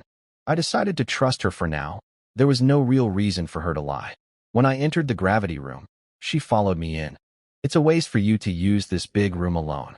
I'll train alongside you and keep an eye on your form. She seemed cold on the outside, but was actually pretty friendly. I didn't mind the company. When she pulled out her weapon, I froze. It was a massive black iron greatsword, nearly 4 meters long and a meter wide. It looked like something no human should be able to lift. In this world, oversized weapons were actually the norm at higher levels. But seeing this girl who looked my age casually holding one was something else. Can I try it? I asked. Sure. She held it out to me with one hand. I grabbed the handle with both hands. Ready? I'm letting go. The moment she released it, the sword tip slammed into the floor with a deafening crash. My veins popped out. My skin turned red from straining. The weight was unbelievable. Even with my 200-plus strength, I couldn't hold it up. It kept pushing me down. Ilya just watched without helping. She was still annoyed about my ordinary sword style choice from yesterday. After 10 seconds, I let go and jumped clear. The sword crashed to the ground. Is this your actual combat weapon or a training weapon? I asked, stunned. My actual weapon, obviously. Who'd waste materials this good on a practice sword? I couldn't imagine her swinging this thing in a real battle without collapsing from exhaustion. What's your talent? How old are you? I'm 26. As for my talent, call me Big Sister Ilya first, and I'll tell you. Something about this felt off. She looked my age at most. But the way she just casually held that impossible sword proved she was far beyond any normal teenager. I struggled with it, but finally forced the words out. Ilya, Big Sister, she grinned. Louder. Didn't you eat breakfast? You're older than me, and you're going to be training me. Calling you Big Sister makes sense, doesn't it? She had a point. I took a breath and said it properly. Big Sister Ilya. Happy now? Tell me your talent. She nodded, satisfied. It's S rank. Titan bloodline. That explained everything. The height, the superhuman strength. With Titan blood, wielding that monster sword with one hand made perfect sense. Enough questions. Time to train. I started my sword swings at triple gravity. The difficulty skyrocketed. After just 1,000 swings, I already felt like I'd done 8 or 9,000 at double gravity. By 4,000, I couldn't feel my arms anymore. For the first time, I genuinely wondered, could I actually finish 10,000 swings under these conditions? I glanced over at Ilya and saw her swinging that impossibly heavy greatsword under triple gravity like it was nothing. That sight lit a fire in me. I kept going. 5,500 swings. 6,500. My consciousness started fading. It was hard to believe something as basic as swinging a sword could push me this close to passing out. But Ilya didn't stop me. She believed that breaking through your limits was how you grew fast. It's how she'd reached the Pope's level. What she didn't know was that this method happened to be perfect for me too, just for different reasons. My body had been storing and used magic energy that only got released when I pushed past my limits.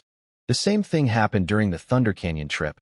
Extreme exhaustion triggered hidden reserves, which is why I grew so fast during recovery afterward. By afternoon, I completed my 10,000th swing. I had no consciousness left at that point, pure muscle memory and willpower carrying me through. Only then did Ilya finally step in and stop me. I collapsed into her arms, completely limp. Because she was so tall, I probably looked tiny against her. She picked me up and carried me to a recovery room, basically a healing hot spring. She used my badge to pay for a mid-tier room at 500 points per hour. Then she stripped off all my clothes and dropped me in the water. Pretty pale, she apparently commented before walking away. 2 hours later, I woke up in the spring, my clothes scattered everywhere. I immediately knew who'd undressed me. That woman had zero shame. I dried off, changed into fresh clothes from my storage ring, and stepped out. Ilya was sitting cross-legged nearby, meditating. When she opened her eyes, those blue pupils looked like a galaxy for a split second. I froze. She seemed to freeze too, staring at me, skin still flushed from the hot water, droplets running down my neck. She swallowed hard, then snapped out of it. Next exercise, she said quickly. We moved on to the river speed training.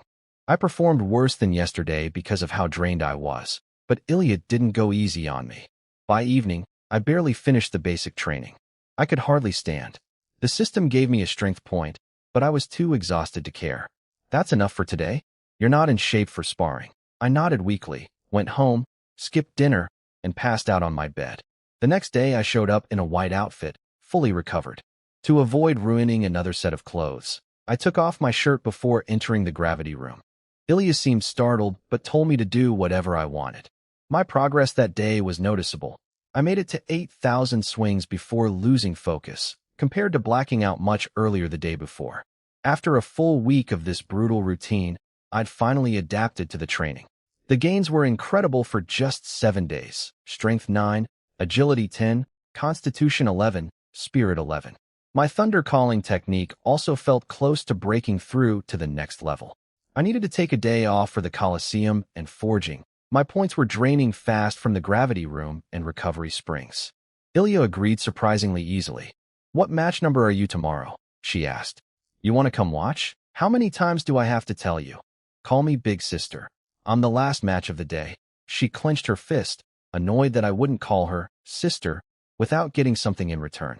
That evening, for the first time, I actually had enough energy left for sparring practice. I was curious about Ilya's real strength. Then she pulled out that enormous black iron greatsword. You're using that against me? Did I offend you somehow? Yes, you did, she said flatly. Then I apologize. Do you know what you did wrong? No, really? Really. The greatsword came crashing down. I barely dodged in time. If that thing hit me, I'd be a pancake. She kept attacking. What was supposed to be sparring turned into a pure dodge and survive exercise. I couldn't block something that heavy, so I just kept evading. My reaction speed was top tier, so I managed to avoid everything until the very last swing. I was too exhausted and couldn't move fast enough. The massive blade stopped exactly 1 centimeter from my face. My heart nearly stopped, but it proved one thing. Ilya had perfect control over that weapon. She could stop on a dime. She looked at my terrified face and said, Are you about to cry? I was annoyed by Ilya's teasing, but I couldn't beat her yet, so I swallowed it. Someday when I surpassed her, I'd get my revenge. The sparring turned into another hour of me dodging her great sword until every last drop of energy was gone. That's it for today. Rest up. Training continues the day after tomorrow. I'll come watch your match tomorrow.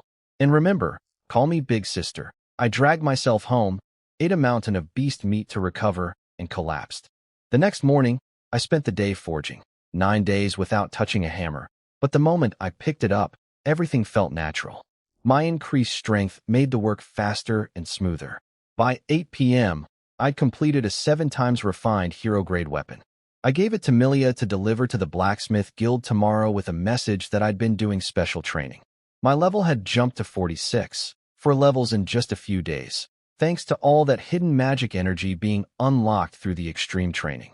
But it also meant my Colosseum opponents would be tougher. The arena's rules capped opponents at level 60 until you crossed that threshold yourself. Beyond 60, monsters became an entirely different class of threat. Even A-rank talents struggled to beat anything over level 60 while being lower level. So tonight would still be level 60 enemies, just potentially more of them or nastier types. When I arrived, Eugene, the organizer, looked relieved I'd shown up on time. Tonight's opponent is special, clan. Be careful. That made me take notice. If Eugene was warning me personally, tonight was going to be serious. I did my level test, rested for half an hour, then walked out into the arena. The crowd erupted as usual, but standing there under the lights, I felt a strange disconnect. I'd been training with Ilya nonstop, pushing myself to the absolute limit every day, and yet the gap between us hadn't shrunk at all. She was 10 years older with an S-rank talent, but still, it was frustrating. I couldn't see any hope of catching up in the short term. And if Ilya was this strong, how powerful had Xingxin become with her fallen angel soul? According to the Pope, that was among the strongest S-rank talents in existence. I pushed those thoughts aside and focused on the cage across the arena, waiting to see what special opponent they'd prepared for me tonight. My opponents were revealed, 2 berserk boar men, both level 60. Human-shaped monsters are the hardest to fight because they're much smarter than regular beasts. They have their own societies, and if raised among humans, their intelligence would be only slightly below ours. These 2 carried weapons, a giant hammer and a battle axe. Clearly power types. Ilya was watching from the VIP seats. She probably knew instantly these things were no match for me anymore. My training with her hadn't just raised my raw stats. My reaction speed, danger sense, combat awareness, and willpower had all improved. Most importantly, I could now use my strength much more efficiently. Before, I was probably only utilizing about 30 to 40% of my actual power in combat. Now it was over 50%. The boarmen charged at me in a blind rage. They hated humans. Being captured and caged every day had pushed their hatred to the extreme. I was a little disappointed. Normally, humanoid creatures would coordinate and use tactics. But these 2 had lost their heads to anger. The axe came down. I shifted my body slightly and dodged. Too slow. Way too slow compared to Ilya's attacks. Nothing but openings. The hammer followed, same thing. I sidestepped, then slashed the hammer wielder's arm clean off before he could pull back. 10 days ago, I couldn't have cut through an arm that thick so easily. But my sword control had improved dramatically. I didn't waste any more time. 1 horizontal slash cut the first boarman in half at the waist. The second one came to its senses slightly, attacking with a bit more strategy. It didn't matter. 2 strikes to sever its weapon arm, 1 more to take its head. The whole fight was over in moments. The crowd went insane. Eugene, the arena manager, looked stunned. They'd tested these boarmen against 4 regular beasts of the same level. The boarmen won with only 1 casualty. Yet I'd handled both like it was nothing. He was starting to believe I might achieve something impossible, an unbroken winning streak in the Colosseum.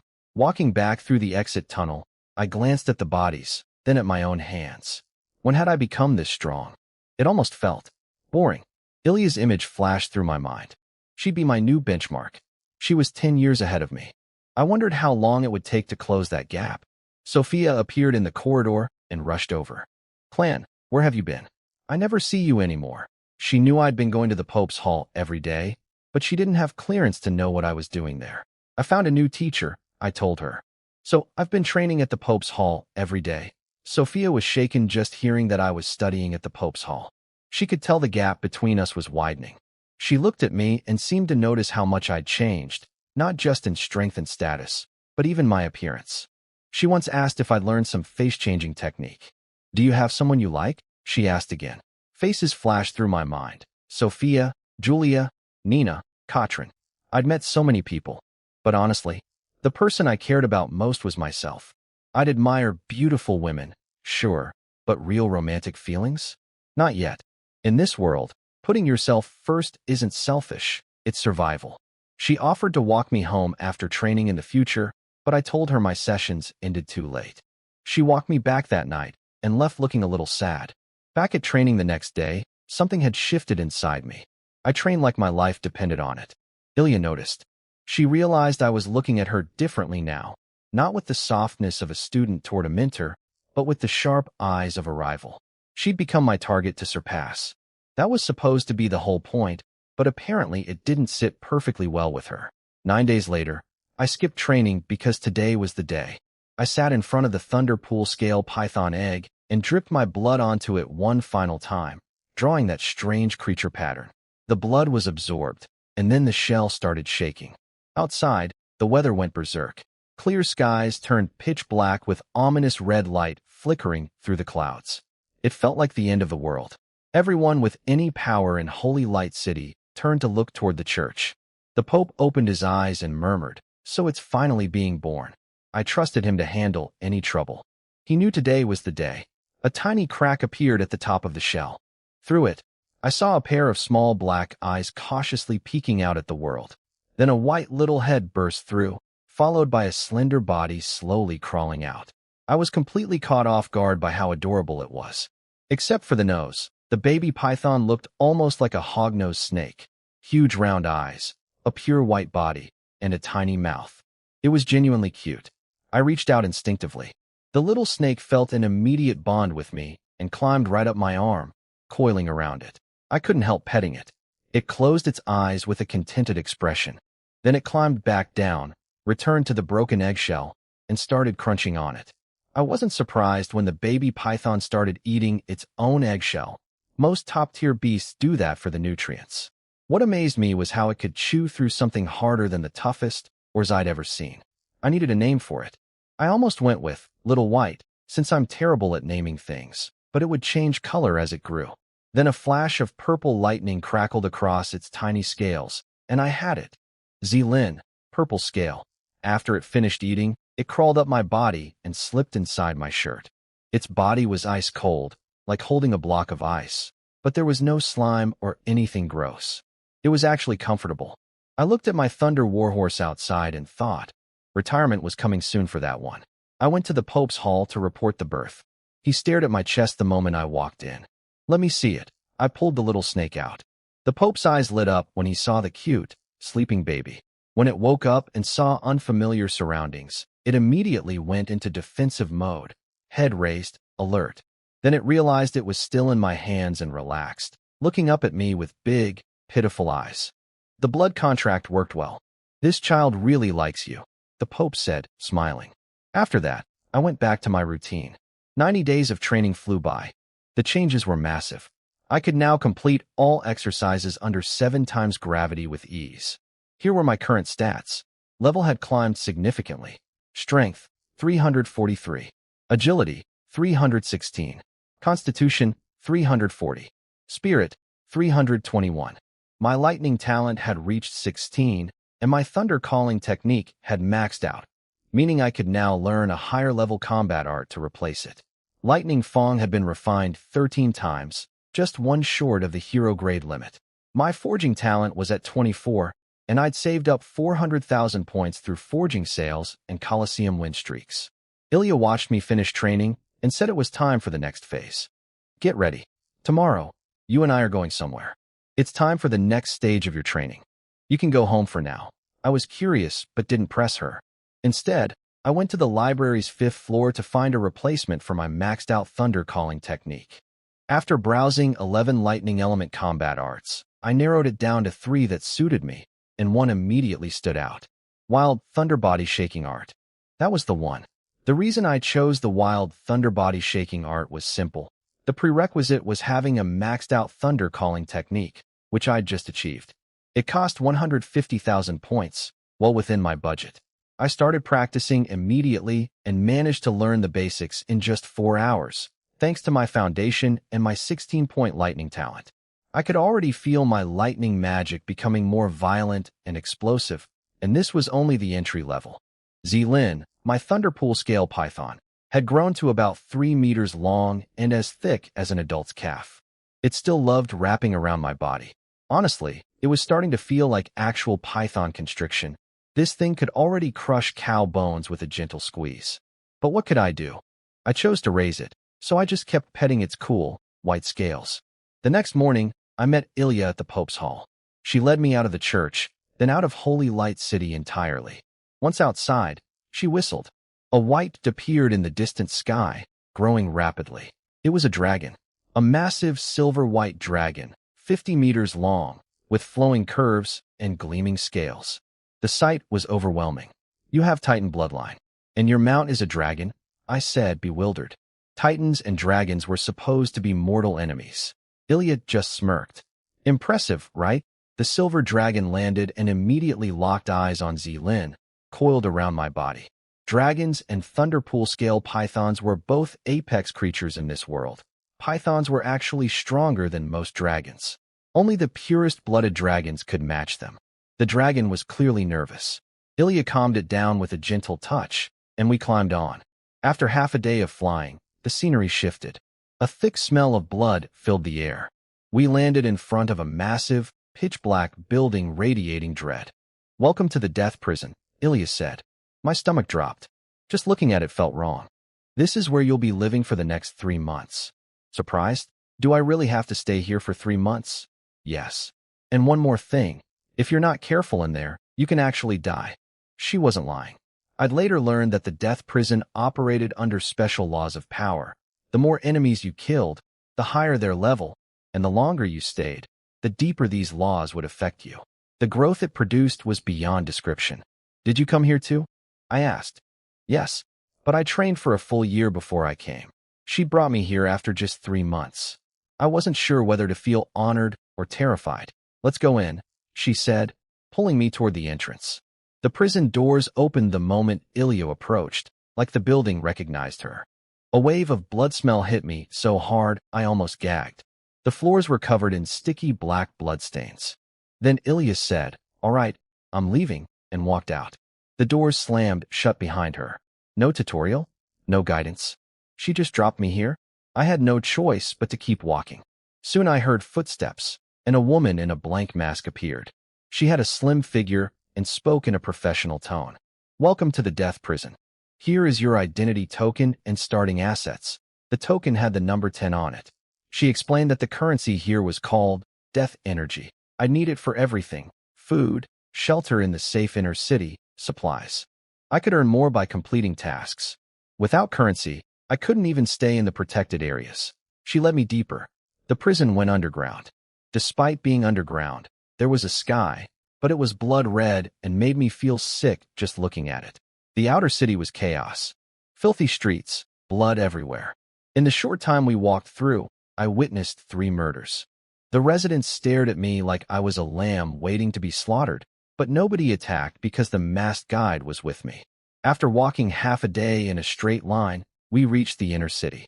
It was cleaner, no blood on the ground, better air. But still dangerous. I could see groups of men groping women while chatting casually, and screams echoed from nearby streets. As long as you can earn enough currency, you can get anything here. Resources, companions, battle pets. Whatever you want, the guide said. Staying in the inner city costs 1 death energy per day. Today is free. Good luck. She left without looking back. I started exploring. People immediately noticed me. Men stared at me with disgusting, predatory eyes. I finally understood how women feel when creepy strangers won't stop looking at them. A large woman approached me, speaking in an uncomfortably flirty voice. "First time here, cutie? Want to try a special service? Only 1 death energy. No thanks." She blew in my ear. "You sure? It'll feel amazing." I walked away without answering. She looked furious. Apparently nobody refused her. I'd already made an enemy on day 1. But I didn't care. Everyone in this place was here for a reason, and none of those reasons were good. More people came trying to con me out of my death energy. I ignored them all and focused on gathering information about how this place worked. The more people tried to scam me out of my death energy, the more I realized how important it was. I couldn't waste a single point until I understood how things worked here. I found the main way to earn death energy, the flesh processing workshop. You bring in human corpses, and they pay you based on the body's completeness and how strong the person was when alive. So the plan was simple: hunt people in the outer city and trade their bodies for currency. There were other ways to earn: shops, dueling arenas, various services, but fighting was why I was here. I had 3 months to get stronger, not to play businessman. And stealing someone's racket would just paint a target on my back before I was ready. I headed toward the outer city. People behind me got excited. Several started following me. Apparently, there was a hidden rule. If a newcomer voluntarily leaves the inner city's safe zone on day 1, they forfeit their first-day protection. I knew they were following. I didn't care. The moment I stepped outside, the first one rushed at me. I swung Lightning Fong before he could blink. He dodged partially. Fast reflexes from years of killing, but not fast enough. His arm flew off. Before he could scream for more than a second, I took his head. It rolled to my feet. I looked down at his still open eyes and felt nothing. I'd lived in hell before the church. This was just going back to what I knew. I searched his body, found his identity token, and pressed it against mine. My balance went from 10 to 17. Just as I guessed, you could steal death energy from kills. I dragged the body back to the workshop and got 3 more points. The people who'd been planning to jump me froze in their tracks. They'd thought I was easy prey. Now they were reconsidering. As I was heading back out to hunt more, a thin, clean-looking man stopped me. He was different from everyone else here. No murderous aura, just a calm, sharp presence. "It's getting late. Don't go to the outer city now," he said. "Why?" He smiled. "You're different from these animals. I like you, so I'll give you 1 piece of information free. After this, you'll have to pay." At night, creatures called wanderers wake up and sweep through the outer city, killing everything in their path. If you're lucky, you survive. If not, well, that was genuinely useful. I nodded. "I also have another piece of information about death energy that's very important to you. 10 death energy. First day discount." I hesitated. 10 was a lot, most of what I had. 10, not 1 less. This one matters. His eyes were serious. And the free tip had been real and valuable. If this turned out to be a scam, I'd just take it out of him later. Fine. Deal. I paid him the 10 death energy without hesitation. "Smart move," he laughed. "Here's the deal. At the end of every month, all your death energy gets wiped to 0. But the cleared amount converts into magic power that strengthens your body." That was huge. It meant everyone would rush to the outer city on the last day of each month for a massive killing spree, and they'd have to deal with the wanderers at the same time. My scalp tingled just thinking about it. He offered me lodging too, but I turned it down. I wanted to experience sleeping on the streets first to understand this place fully. As the sky darkened, something terrifying appeared. A black hole opened in the sky above the inner city, and a gigantic eyeball covered in blood vessels slowly emerged from it, surrounded by red chunks of flesh. It started scanning everyone below. People around me looked terrified but didn't run. They seemed to know the eye wouldn't hurt them directly. It locked onto one direction, and a horrifying scream echoed from that spot. Then the eye swept over me. For just a split second, I felt completely exposed, like it could see everything about me, inside and out. The feeling was deeply uncomfortable. Thankfully, it moved on. When night fully fell, the eye retreated into the black hole, and everything went pitch black. No sun, no moon, no light at all. Complete blindness. I immediately understood why having shelter mattered. Then it hit me. If the outer city was this dark too, how could anyone fight the wanderers? Maybe the wanderers weren't unbeatable on their own. Maybe they were terrifying because people couldn't see them coming. Sitting in total darkness, I was suddenly reminded of my childhood, being locked in a tiny black room, curled up in a corner, starving and afraid. I calmed myself the same way I did back then. This is just like before. You've survived worse, clan. Everything will be fine. I closed my eyes and sharpened my other senses. I could hear people moving carefully through the streets, others going completely silent, afraid of being found. I deliberately sat down in the middle of the road instead of against a wall. Corners and walls are where people instinctively go in darkness, which meant that's where you'd run into someone. These inmates had lived here for years. In total darkness, I wasn't sure I could beat them. The night was brutal. I heard footsteps, fumbling sounds, fighting, and other noises I'd rather not describe. But the sound that chilled me most was a set of impossibly heavy footsteps. No human could make that sound. Alongside it came the dragging of chains. I was sitting near the border with the outer city, so these were probably the Wanderers. The fact that they sounded massive made my heart sink. The system gave me a small gift, a stat critical hit, adding 1 point to all 4 base attributes. I barely survived that first night. When the red sky finally returned, I headed straight for the outer city. Daylight here only lasted about 8 hours, so every minute counted. The outer city was even more dangerous than I expected. In just the first hour, I fought 3 people. I showed no mercy. In this place, hesitation meant death. Over the next 5 hours, I had 11 more encounters, 3 of them against multiple enemies. Most of these people were broke and desperate, which is why they were out here risking their lives. Every single one of them fought like a maniac. Living here would drive anyone insane. I started wondering what I'd be like after 3 months. The most dangerous moments were leaving and returning to the inner city. That's when ambushers waited to rob exhausted hunters. Sure enough, someone attacked me right at the gate on my way back. I'd been ready for it. After a short fight, I killed him and dragged his body to the workshop. Today's total haul, 42 death energy from corpses, bringing me to 104. I found the thin man from yesterday and bought lodging for 2 death energy per night and 10 pounds of beast meat for 1. The meat was unprocessed and smelled terrible, but I used my Thunder Rage flame to carefully burn out the toxins and impurities, then roasted it. It tasted awful, but I wasn't in a position to complain. The lodging was literally a prison cell, 1 bed, iron bars for a door, barely enough room to move.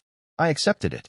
At least I could train during the 16 hours of darkness instead of sitting in the street. Days passed, and I discovered patterns. Daylight hours gradually increased from 8 to 16 during the first half of the month, then decreased back down. People who hunted humans in the outer city were called hunters, the most feared and hated group in the whole prison. I was one of them now. On the last day of the month, I watched my death energy counter slowly tick down to 0. As each point vanished, tiny black specks appeared around me, swirling through the air. This was the conversion, all that accumulated death energy transforming into power that would strengthen my body. The black specks drilled into my body one by one. I'd accumulated 2,410 death energy, not because I'd slowed down, but because the prison population was shrinking faster than new inmates arrived. Each speck stung going in, but when it was over, I checked my stats. All 4 base attributes had jumped by 24 points just from the death energy conversion alone. That meant roughly every 100 death energy gave 1 point to each stat. Incredible. My total gains for the month were massive. Strength 59, Agility 63, Constitution 61, Spirit 55, plus 2 points in sword talent, 1 in hammer, and 1 in charisma.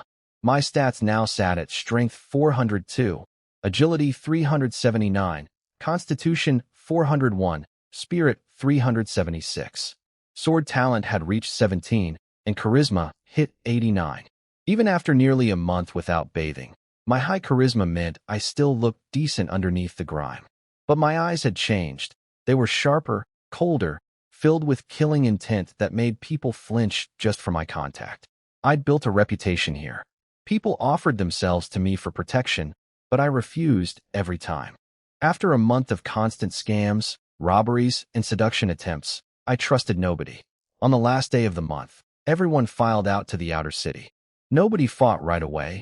We all had 0 death energy, so killing was pointless. Plus, we'd need our strength for the Wanderers tonight. The thin man found me and offered to let me join his group. He'd figured out I wasn't a death row inmate, but someone here for training. He said his team was full of people like me. I turned him down. I prefer being alone. He didn't push it. I spent the day searching for a hiding spot in the outer city. When darkness fell, 16 hours of it on this last day of the month, I went completely still. I masked my presence so well that people walked right past me without noticing. 12 hours passed safely. Then I heard it. Those impossibly heavy footsteps, accompanied by dragging chains. The Wanderer was close. My hiding spot had been good, but 16 hours was too long to stay hidden forever. I wasn't panicking, though. I'd memorized the outer city's layout during the day. I navigated away from the Wanderer using memory alone, heading the opposite direction from those heavy footsteps. Somewhere in the darkness, screams echoed. Someone else wasn't so lucky. After 2 agonizing hours, I made it to dawn. The red sky returned, and I exhaled with relief. The wanderer had come close, but never found me. I noticed something strange: no corpses anywhere. The wanderers must take the bodies with them. No free loot. That soured my mood. The first day of the new month was brutal. Much stronger fighters were out, and killing them took far more time and energy. Around midday, I ran into a woman wearing a silver mask. Even without seeing her face, her build and presence screamed beauty. We fought for a full 30 minutes without either of us gaining an edge, the longest fight I'd had in this place. "Let's stop," I said. "We're both strong. No point killing each other when there are easier targets around." Her voice surprised me. Light and pleasant, not cold at all. She thought about it, agreed, and walked away. Month 2 ended with 2,804 death energy, even more than the first month. After conversion, my total gains were enormous. Strength 104, Agility 109, Constitution 113, Spirit 105, plus 1 lightning talent, 1 luck point, and 3 sword talent points. My sword talent hit 20, which triggered a breakthrough. My thunder sword technique jumped to level 5, and my combat power skyrocketed. In the outer city, I stopped being cautious. I just cut down whoever I saw. The wild thunder body shaking art reached level 2, which boosted all my base stats significantly. Everything was accelerating. After surviving the second sweep day and the wanderers, I ran into the silver-masked girl again. This time she was badly hurt, a deep wound through her abdomen that looked like it came from claws, not a weapon. Probably a wanderer. She recognized me and attacked immediately, but she was too weakened. I disarmed her in one exchange. She looked desperate, like she thought she was about to die. "You're here for training too, right?" I said. She paused, then nodded. "I'll spare you and bring you back to the inner city. But remember, you owe me a favor." She was shocked. The truth was, killing her wasn't worth much. She probably had almost no death energy, and her wounds suggested she'd been injured since last night. But I also wanted something from her. "Why should I trust you?" she asked. "Because I could kill you right now without any effort. I don't need tricks." She went quiet. Eventually she muttered, "Thanks. Don't thank me. Give me a glorious grade piece of equipment as payment. And you still owe me a favor." She couldn't argue with the logic. Trading one piece of gear for her life was a bargain. She angrily pulled a ring off her finger and tossed it to me. "What does this ring do?" The ring she gave me was called the Scale Armor Ring. It could block 3 attacks below level 80 per day, 5 seconds each, and had 10 cubic meters of storage space. Excellent for survival. She'd clearly used it to escape the wanderer. I could tell she had more treasures on her, and for a moment I considered taking them by force. But I let the thought go. We walked back to the inner city together, and I left her there to go hunt more. Back at the Pope's hall, the Pope was worried about me. He told Ilya he shouldn't have agreed to send me to the death prison. Ilya reassured him. With the shadow watching over me and my current strength, I could handle it. The Pope worried I might develop psychological problems from the constant killing, but Ilya reminded him of my childhood. Someone who grew up the way I did wouldn't break easily. Privately, though, she was worried too. What neither of them knew was that by my 3rd month, I was dominating the prison. The only place I hadn't tried was the dueling arena, where victory brought special rewards beyond death energy, but losing meant actual death, with no option to run. I decided against it. The outer city was dangerous, but at least I could retreat. I'd come back to this place someday. Then everything got harder. Someone leaked that I was only staying 3 months before leaving. The news spread like wildfire. Every long-term prisoner knew they were just resources for training geniuses like me, and they hated us for it. Overnight, I became the most wanted person in the entire prison. If I stepped outside, half the population would hunt me down. I traced the leak to the thin man, my so-called information broker. When I confronted him, he just smiled and said, "That information costs 1,000 death energy. I didn't pay." But from that moment, he was my enemy. I memorized everything about him. His face, build, mannerisms, even how his presence felt. He might be using disguises. Someday I'd settle this. I stopped hunting and switched to training inside the inner city. I had enough death energy saved to survive the remaining time. But there was one massive problem. On sweep day, everyone gets forced out of the inner city. I'd be thrown into the open in front of every person who wanted me dead. After thinking it through carefully, I came up with a plan. I'd leave the inner city before sweep day started, on my own terms. and instead of staying in the outer city where everyone would be hunting me, I'd head straight for the outermost forest where the beasts lived. The forest outside had beasts I could hunt for food. I planned to leave the inner city at night, 2 days before sweep day, so I'd only need to survive 2 nights outside. 2 days later, the silver-masked girl found me. This time, I was the one looking rough. "You look terrible lately," she said. "And you seem fine. Healed up already?" She hadn't come to mock me. She wanted to repay her debt. "I can give you shelter and food. And I can disguise you so nobody recognizes you." That sounded useful.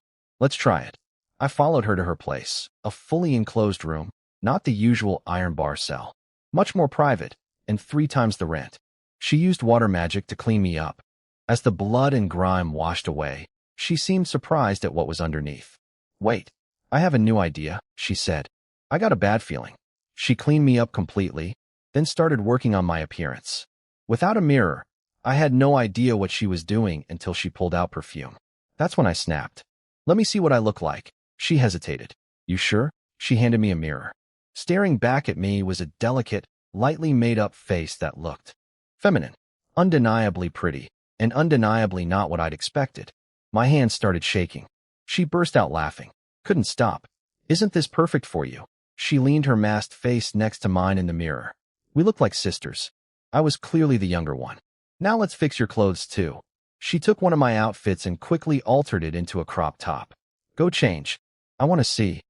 I went to the corner to change, but she was staring right at me. "Turn around. What if you attack me when my back is turned? Turn around, or I'll make you turn around." She reluctantly turned, then immediately spun back. "If you need help." I'd already changed. She was stunned at how fast I was, then stunned again at how I looked. According to her, the overall effect was devastatingly pretty, the kind that would outshine most actual women. "So, how is it? Do I look weird?" She shook her head quickly. "Not weird at all. Beautiful. Just be careful outside. People might try to grab you. And change your weapon. Don't use a sword.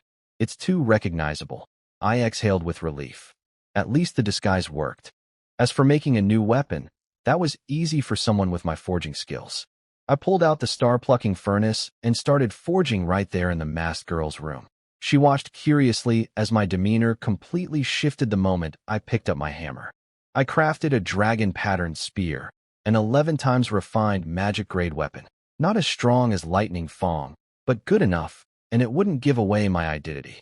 I also told Zilin to stay hidden since people had seen the snake before.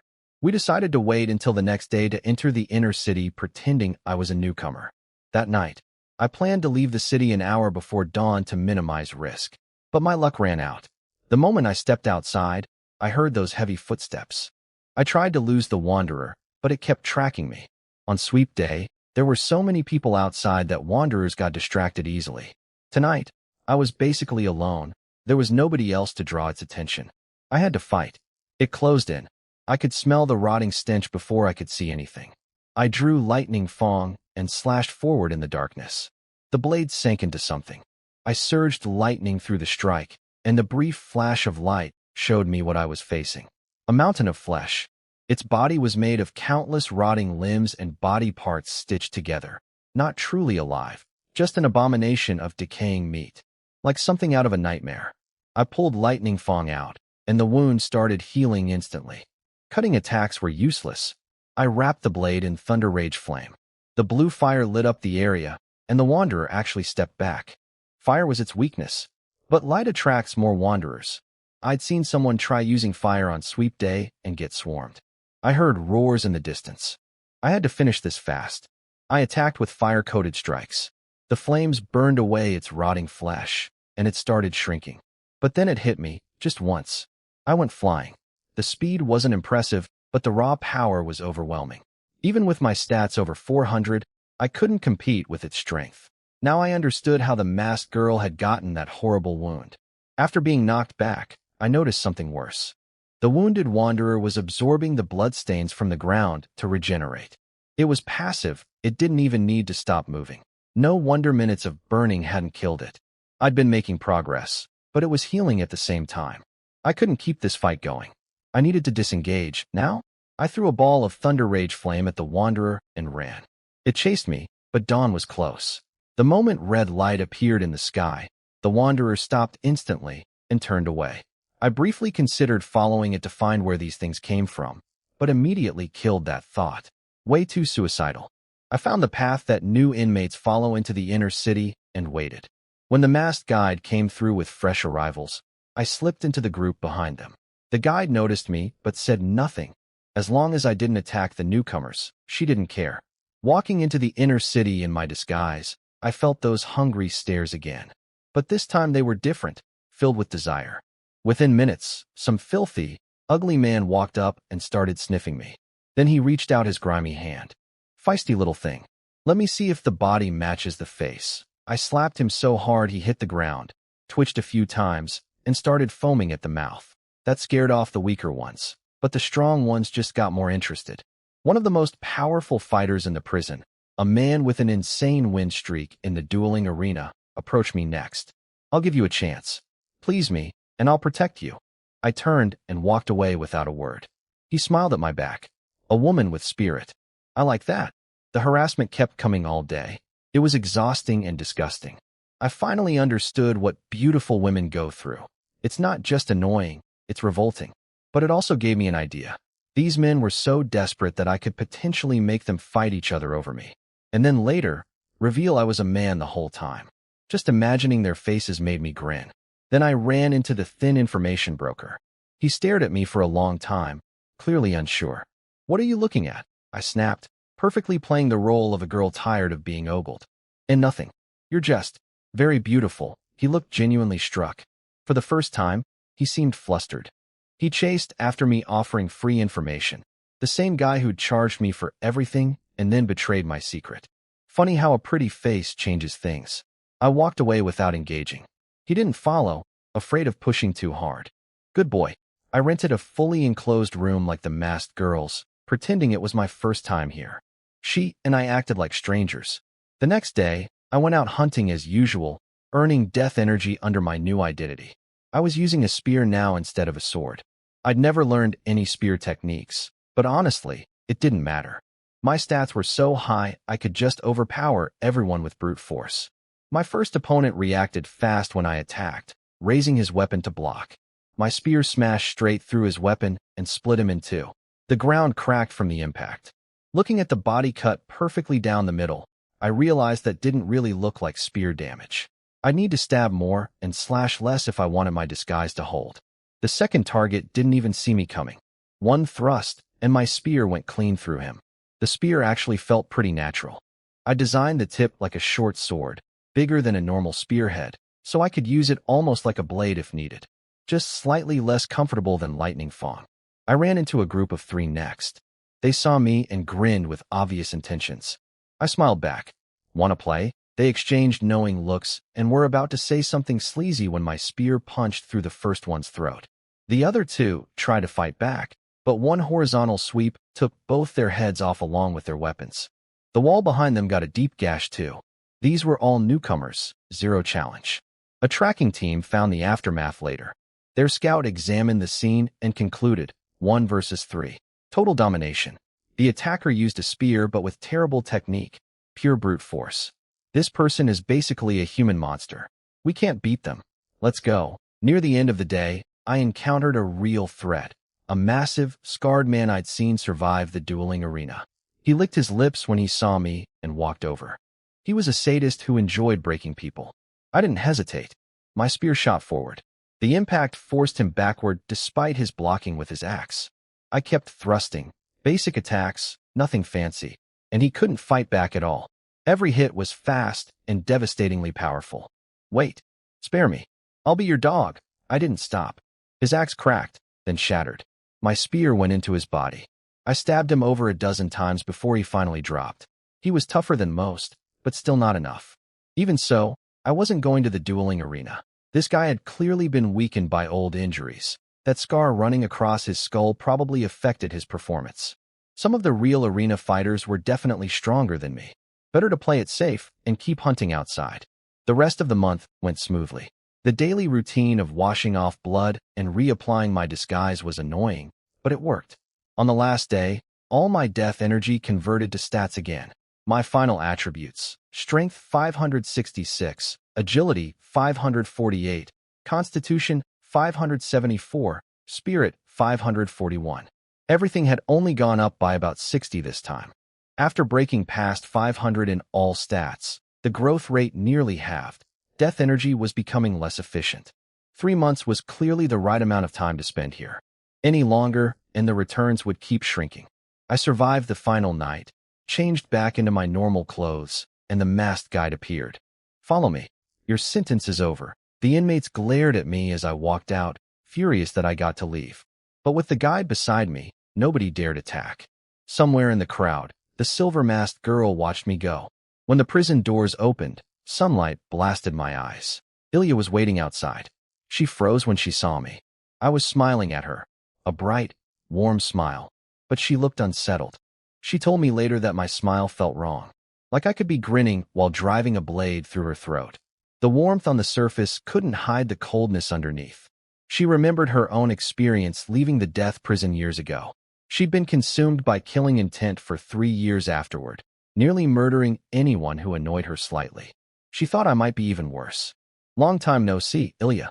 Take me home." My voice sounded perfectly normal, which only worried her more. We flew back on the Silver Dragon. As the prison's stench faded and clean air filled my lungs, I finally felt alive again. But I couldn't relax. 3 months of constant vigilance had rewired me. I was alert every second, even sitting on a dragon thousands of feet in the air. When Holy Light City appeared below us, it felt like coming home. But my body stayed tense. Ilya said goodbye. She had her own business to attend to, and we'd meet again soon. Walking through the streets, people instinctively backed away from me. My appearance was striking as ever, but the thick smell of blood and the killing intent radiating off me overwhelmed everything else. Ordinary people's first reaction was pure fear. At the Pope's Hall, even the guard hesitated before letting me in. He recognized my face but couldn't believe I was the same elegant marquis from before, clothes torn, reeking of blood, eyes like something that crawled out of hell. The Pope looked at me and smiled. "You've clearly grown a lot in 3 months. Take a week to rest. After that, there's a military recruitment. You'll go through an elite soldier selection process, and they'll assign you based on your performance." "Yes, Your Holiness. Any questions?" "What does the selection test involve?" "I can't tell you in advance. You'll find out when you get there." He paused, studying me carefully. "Clan, are you tired?" The Pope asked if I was tired. I thought about it, and honestly answered no. My life felt full and meaningful, even if I hadn't taken a single real day off since arriving at the church. When I got home, Milia opened the door and froze. She'd been waiting 3 months, opening the door herself every time hoping it would be me. "Master," her voice was shaking. "It's me. Prepare hot water and food." I sank into the bathtub, and my body finally relaxed. Zilin crawled out and started guarding the perimeter. It had done this every night in the death prison, watching over me while I slept. Even with Zilin's protection, I'd never truly rested well in that place. After washing away 3 months of grime, I looked like my old self again, maybe even better, but the dangerous aura around me hadn't faded. Over dinner, Milia asked if I'd be leaving again. In about a week. She looked disappointed but quickly composed herself. If she only had a week, she'd make the most of it. I spent the first day just trying to relax, which was harder than it sounds. My body wanted to stay alert every second, but I knew that constant tension was just wasted energy with no benefit. On the second day, I visited Viscount Robinson, the merchant I'd met at Duke Charles's banquet. His shop was smaller than I expected. I need a lightning attribute or capable of forging glorious grade equipment. Today, Robinson's eyes went wide. He immediately understood what this meant. I could now forge glorious grade weapons. Even the guild president had taken 3 years to reach that level. I'd been forging for less than a year. "I have exactly what you need. A Black Iron Thunder Oregon got it just last month." I'd already checked with the blacksmith guild, but they'd run out of suitable lightning ores after 4 new master-level smiths appeared during my absence, 2 of whom were lightning type. So Robinson was my only option, and he came through. He ran to his basement and came back with a large chest. Inside was the ore, dark blue-black, but I could feel the lightning energy pulsing inside it. The ore looked excellent. When I asked the price, Robinson smiled and said it was a gift, no charge. I was surprised. "You're serious?" "Completely." I could see he meant it. So I accepted, and in return I promised to forge him one glorious grade weapon for free in the future. He'd just need to provide the materials. He was thrilled. Glorious weapons were nearly impossible for someone at his level to get. The few master smiths around were booked solid by powerful clients, and a viscount like him had no chance of getting on the list. I went home and spent 3 full days in the forging room. When I finally walked out, I was holding the upgraded lightning fong, now 5 meters long and 1.5 meters wide. A true greatsword. It had consumed the entire black iron thunder, or plus a huge amount of basic materials. But it worked. Lightning fong was now a glorious grade weapon. I went straight to the blacksmith guild to test it. Cora was excited to see me and immediately asked to see the new weapon. When I pulled it out, her eyes went wide. That's glorious grade. I asked for a test target. The guild president, Master Gugong, and others all came running when they heard the news. I lifted lightning fong and brought it down on a solid iron plate 1 meter thick. One slash, one massive boom. The plate split apart like tofu. A visible sword energy wave cut clean through it. Everyone was stunned. This was undeniable proof of a glorious grade weapon. The president was almost shouting with joy. Clan, forging a glorious grade weapon means you're officially a forging master now, the youngest in the entire forging world. I'll issue your medal and announce it immediately. Meanwhile, I caught Dilong watching from the doorway. He looked terrified. He was probably remembering our 3-year bet. Only 6 months had passed, and I was already at this level. He couldn't even meet my eyes. I wasn't actually looking at him, but he didn't know that. Cora was dazed too. She'd always known I was talented, but becoming a forging master this fast was beyond anything she could process. The news spread through the entire church within days. I spent my remaining rest time actually relaxing, and apparently doing a remarkable job of it. When Ilya saw me a week later, she was shocked at how much my killing intent had faded. It had taken her 3 years to recover emotionally after the death prison. I'd managed it in 1 week. She studied me with a mixture of disbelief and admiration. Emotional control was a fundamental skill for any truly powerful person, and I demonstrated it at a level she didn't think was possible. All right, she said. Let me take you to the elite soldier selection. If you perform well enough, you might get assigned directly to the Judgment Corps. The Judgment Corps, the church's legendary elite force. Every member was either a top fighter or a genius among geniuses. Getting in was exactly my goal. I will join the Judgment Corps, I told Ilya. She believed me. She could tell I'd gotten much stronger, but didn't know the full extent yet. She'd find out during the test. We flew on the Silver Dragon to a dense forest, church territory filled with beasts up to Tier 6. This was where the first round would take place. Ilya dropped me into the crowd of candidates. My marquee badge immediately drew attention. Most people couldn't quite place my face since I'd been away for months, but a few recognized me and rushed over. Your marquee clan? The one who beat the Saintess? The youngest forging master? I nodded. Everyone started trying to get close to me, but I was already scanning the crowd with the sharp instincts I'd developed in the death prison. Nobody here was a real threat. A massive, stone-faced military officer appeared and silenced everyone with 2 coughs. First test begins now. Line up for your iron tokens. These track your points in real time. You'll be randomly scattered throughout this forest. Earn points by defeating opponents and stealing their token points, or by killing beasts. If you face danger you can't handle, inject magic into the token for rescue. After 7 days, the top 500 advance. Simple rules, but 7 days in a beast-filled forest was brutal. Surviving alone would be a challenge for most. Several people approached me about forming a team, offering me 50% of all group points. I turned them down flat.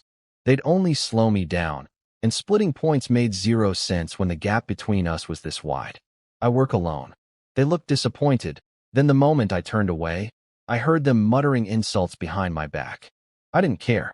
A giant magic circle appeared overhead, and people started vanishing one by one, teleported to random spots in the forest.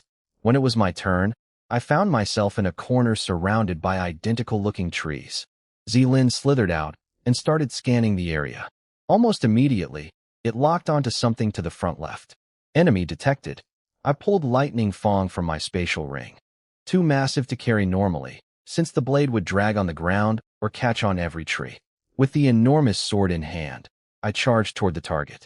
Whatever was there let out an angry roar. My first target was a Tier 3 gray wolf. It sensed the danger and tried to flee, but Lightning Fang came down and split it clean in two. My score jumped to 20 points, 10 base plus 10 from the kill. Zilin casually slithered over and swallowed both halves of the wolf in 2 bites. Somehow its body didn't even bulge, like the food just disappeared into a black hole. I kept hunting. A level 57 forest giant ape charged at me next, swinging its fist down with everything it had. I just held Lightning Fang in front of me like a shield. The punch hit the blade with a massive bang, but I didn't move an inch. It was like being scratched. I'd completely outclassed it in raw power. When it tried to run, I brought the sword down and cut it in half like butter. No resistance at all. Zilin rushed over and devoured the body. Then it looked at me with a meaningful expression. I could sense what it wanted to tell me. "You're ready to evolve?" It nodded eagerly. "All right, go rest." I put Zilin back in its beast pouch to evolve in peace. Without Zilin's danger detection, my hunting should have slowed down. Instead, I sped up. I tore through the forest at full speed, killing every beast I encountered in seconds. 3 hours in, I'd apparently wiped out 90% of all beasts and contestants in my entire zone. My score had reached 290,000 points. Second place had barely broken 10,000. Ilya was watching everything through surveillance crystals. She was genuinely shocked. She'd expected me to be stronger, but not this much stronger. Casually overpowering beasts in raw strength, swinging a glorious grade weapon for hours without showing any fatigue. None of it matched her expectations. She told her staff to notify me the next day to stop killing beasts and only eliminate other contestants. They needed to protect the forest's monster population from me. The staff member couldn't believe that was a real order. Once I noticed my area was mostly empty, I slowed down and started walking casually. My score was already more than enough. Then I heard rapid footsteps. 3 young fighters came sprinting toward me with over a dozen bull-type beasts chasing them. "Run!" they shouted at me. The 3 guys ran past me screaming to flee. I just smiled and stood my ground. When they grabbed my arm trying to drag me along, I told them to keep running. Lightning Fang appeared in my hand, and I sent one massive slash forward. The sword energy cut through trees like paper and wiped out half the bull herd instantly. The rest were crippled. The 3 of them stopped dead, turned around, and walked back toward me in a daze. They recognized me then. "You're Lord Clan?" "Yes." "Now hand over your points." Their faces went white, but they cooperated. I took their scores and left. At least they'd been decent enough to warn me earlier, and losing points wasn't elimination, just a reset. They could still recover. By the end of day 1, I'd been steamrolling everything. No opponent lasted more than 1 hit. I wanted to find a Tier 6 beast just to have a real fight. Then a staff member flew down to me with an unusual request. "Lord Clan, you've killed so many beasts that you're disrupting the ecological balance. Could you please stop hunting monsters and just target other contestants instead?" I couldn't help but laugh internally. An anti-farming restriction? Seriously? "Fine," I said. That night was eerily quiet. I'd killed most of the beasts in the area. I slept in a tall tree, staying alert since Zilin was still evolving inside its pouch. The next morning, I checked on Zilin. It had started shedding its skin. I stuffed extra beast meat into the pouch in case it woke up hungry. Then I switched to hunting people. Day 2, I eliminated 2,000 contestants out of the 3,421 total eliminations. Day 3, 2,500. Day 4, 2,700. On day 5, the test was called off early. Only 500 contestants remained, the exact number needed to advance. I'd single-handedly eliminated over 70% of all participants. At the gathering point, everyone stared at the scoreboard in stunned silence. My final score, 3,174,000 points. Second place had about 80,000. That was nearly a 40 times gap. The previous all-time record for this test had been around 1 million points. I'd tripled it. And the only reason I didn't score higher was because they'd literally run out of beasts and people for me to fight. If they hadn't restricted me from killing monsters on day 1, I could have wiped the entire forest clean within the 7 days. My performance in the exam was so dominant that they had to make a special announcement. The examiner said I'd eliminated 70% of the participants by myself, creating a huge gap between me and everyone else. Because of that, They promoted me directly into the Judgment Legion, skipping the remaining tests. The vice commander of the Judgment Legion, Picro, had come to watch my footage personally. He seemed very pleased with what he saw. Most people accepted the decision. If someone like me doesn't get special treatment, who should? A few sore losers grumbled about it, but nobody paid them any attention. Picro introduced himself and told me to call him Big Brother Picro in private. He said my lightning attribute armor would be delivered to my home within 5 days, and I should report for duty wearing it after that. Not bad, 5 days off. Meanwhile, I found out later that Ilya had been interrogating Shadow about everything I did in death prison. Apparently, she expected me to barely survive in there, and was shocked to hear I'd been tearing through the place. Shadow told her everything. I didn't waste my 5 days. I kept up my daily training and spent most of my time at the Blacksmith Guild. I refined Thunder Fong 2 more times, bringing it from 7 refinements to 9. It shrank a little from the extra refining, but it still looked impressively oversized. On the 4th day, Duke Charles sent someone to invite me over. Since I didn't have time for another refinement anyway, I agreed and headed to the Duke's mansion. When I arrived, instead of meeting the Duke first, I was brought straight to Nina. I immediately understood what was going on. The Duke wanted me to spend time with her before I left. Nina froze when she saw me, then her face lit up. She looked flustered, her voice a little too loud, a little shaky. She told me I'd gotten even more handsome and must be breaking hearts everywhere. Her face turned bright red just from our normal conversation, and she couldn't hide her excitement at all. The butler watching from a distance looked like he didn't know what to do with her. The butler seemed happy seeing Nina so excited. Apparently, she hadn't been this cheerful in a long time. After we chatted for a while, Nina finally worked up the courage to ask if I'd be staying in the Holy City. I told her I'd enlisted in the military and would be spending most of my time there from now on. She looked disappointed for a moment but quickly recovered, saying someone as talented as me would definitely make a name for myself in the army. She suggested we take a walk since Duke Charles was still busy. I knew this was exactly why the Duke had invited me over, so I figured I'd go along with it. We strolled through the Duke's garden, which was enormous, about the size of a football field, practically a small forest. There was a beautiful lake in the center filled with ornamental fish and rare flowers everywhere. The magic concentration here was noticeably denser than other places. I made a mental note to build something similar for myself someday. Training here would be incredibly efficient. While I was admiring the scenery, Nina suddenly said she had something for me and pulled out a jade pendant. One glance told me this wasn't ordinary. I tried to refuse, it was too valuable. She got anxious and said it was just a protective charm, and she hoped it would keep me safe during my military service. I hesitated. I understood that accepting this gift was almost like accepting a love token. Was I ready to commit to Nina? Not really. She must have read my expression because she quickly added that it was just a blessing between friends and asked me not to feel any pressure. Looking at her eyes, so desperate they were almost teary, I gave in and accepted it. I figured I'd give her something of equal value next time. I also couldn't help imagining what it might be like if we did get married someday. Me out fighting, her managing the household. Honestly, it didn't sound bad. She stepped close to put the pendant on me. I bent my head down because of the height difference. We were so close she could feel my breath. Once it was on, the pendant felt cool and comfortable against my skin, and I could sense it drawing on my magic. This thing was probably even more precious than I'd first thought. Afterward, we walked around Holy Light City for a while. The commoners were smart enough not to cause trouble around someone like Nina, a high-ranking noble. But she seemed surprised by some things about me, like how I naturally stepped aside for common people or helped them out. She didn't realize it, but that's just who I am. No matter what world I'm in, deep down I'm still a modern person. My values have taken some hits since coming here, but they haven't turned me into some bully. When we got back, I finally met Duke Charles. Seeing us return together, he gave a sly smile and teased Nina about how maybe he should have made his meeting run longer.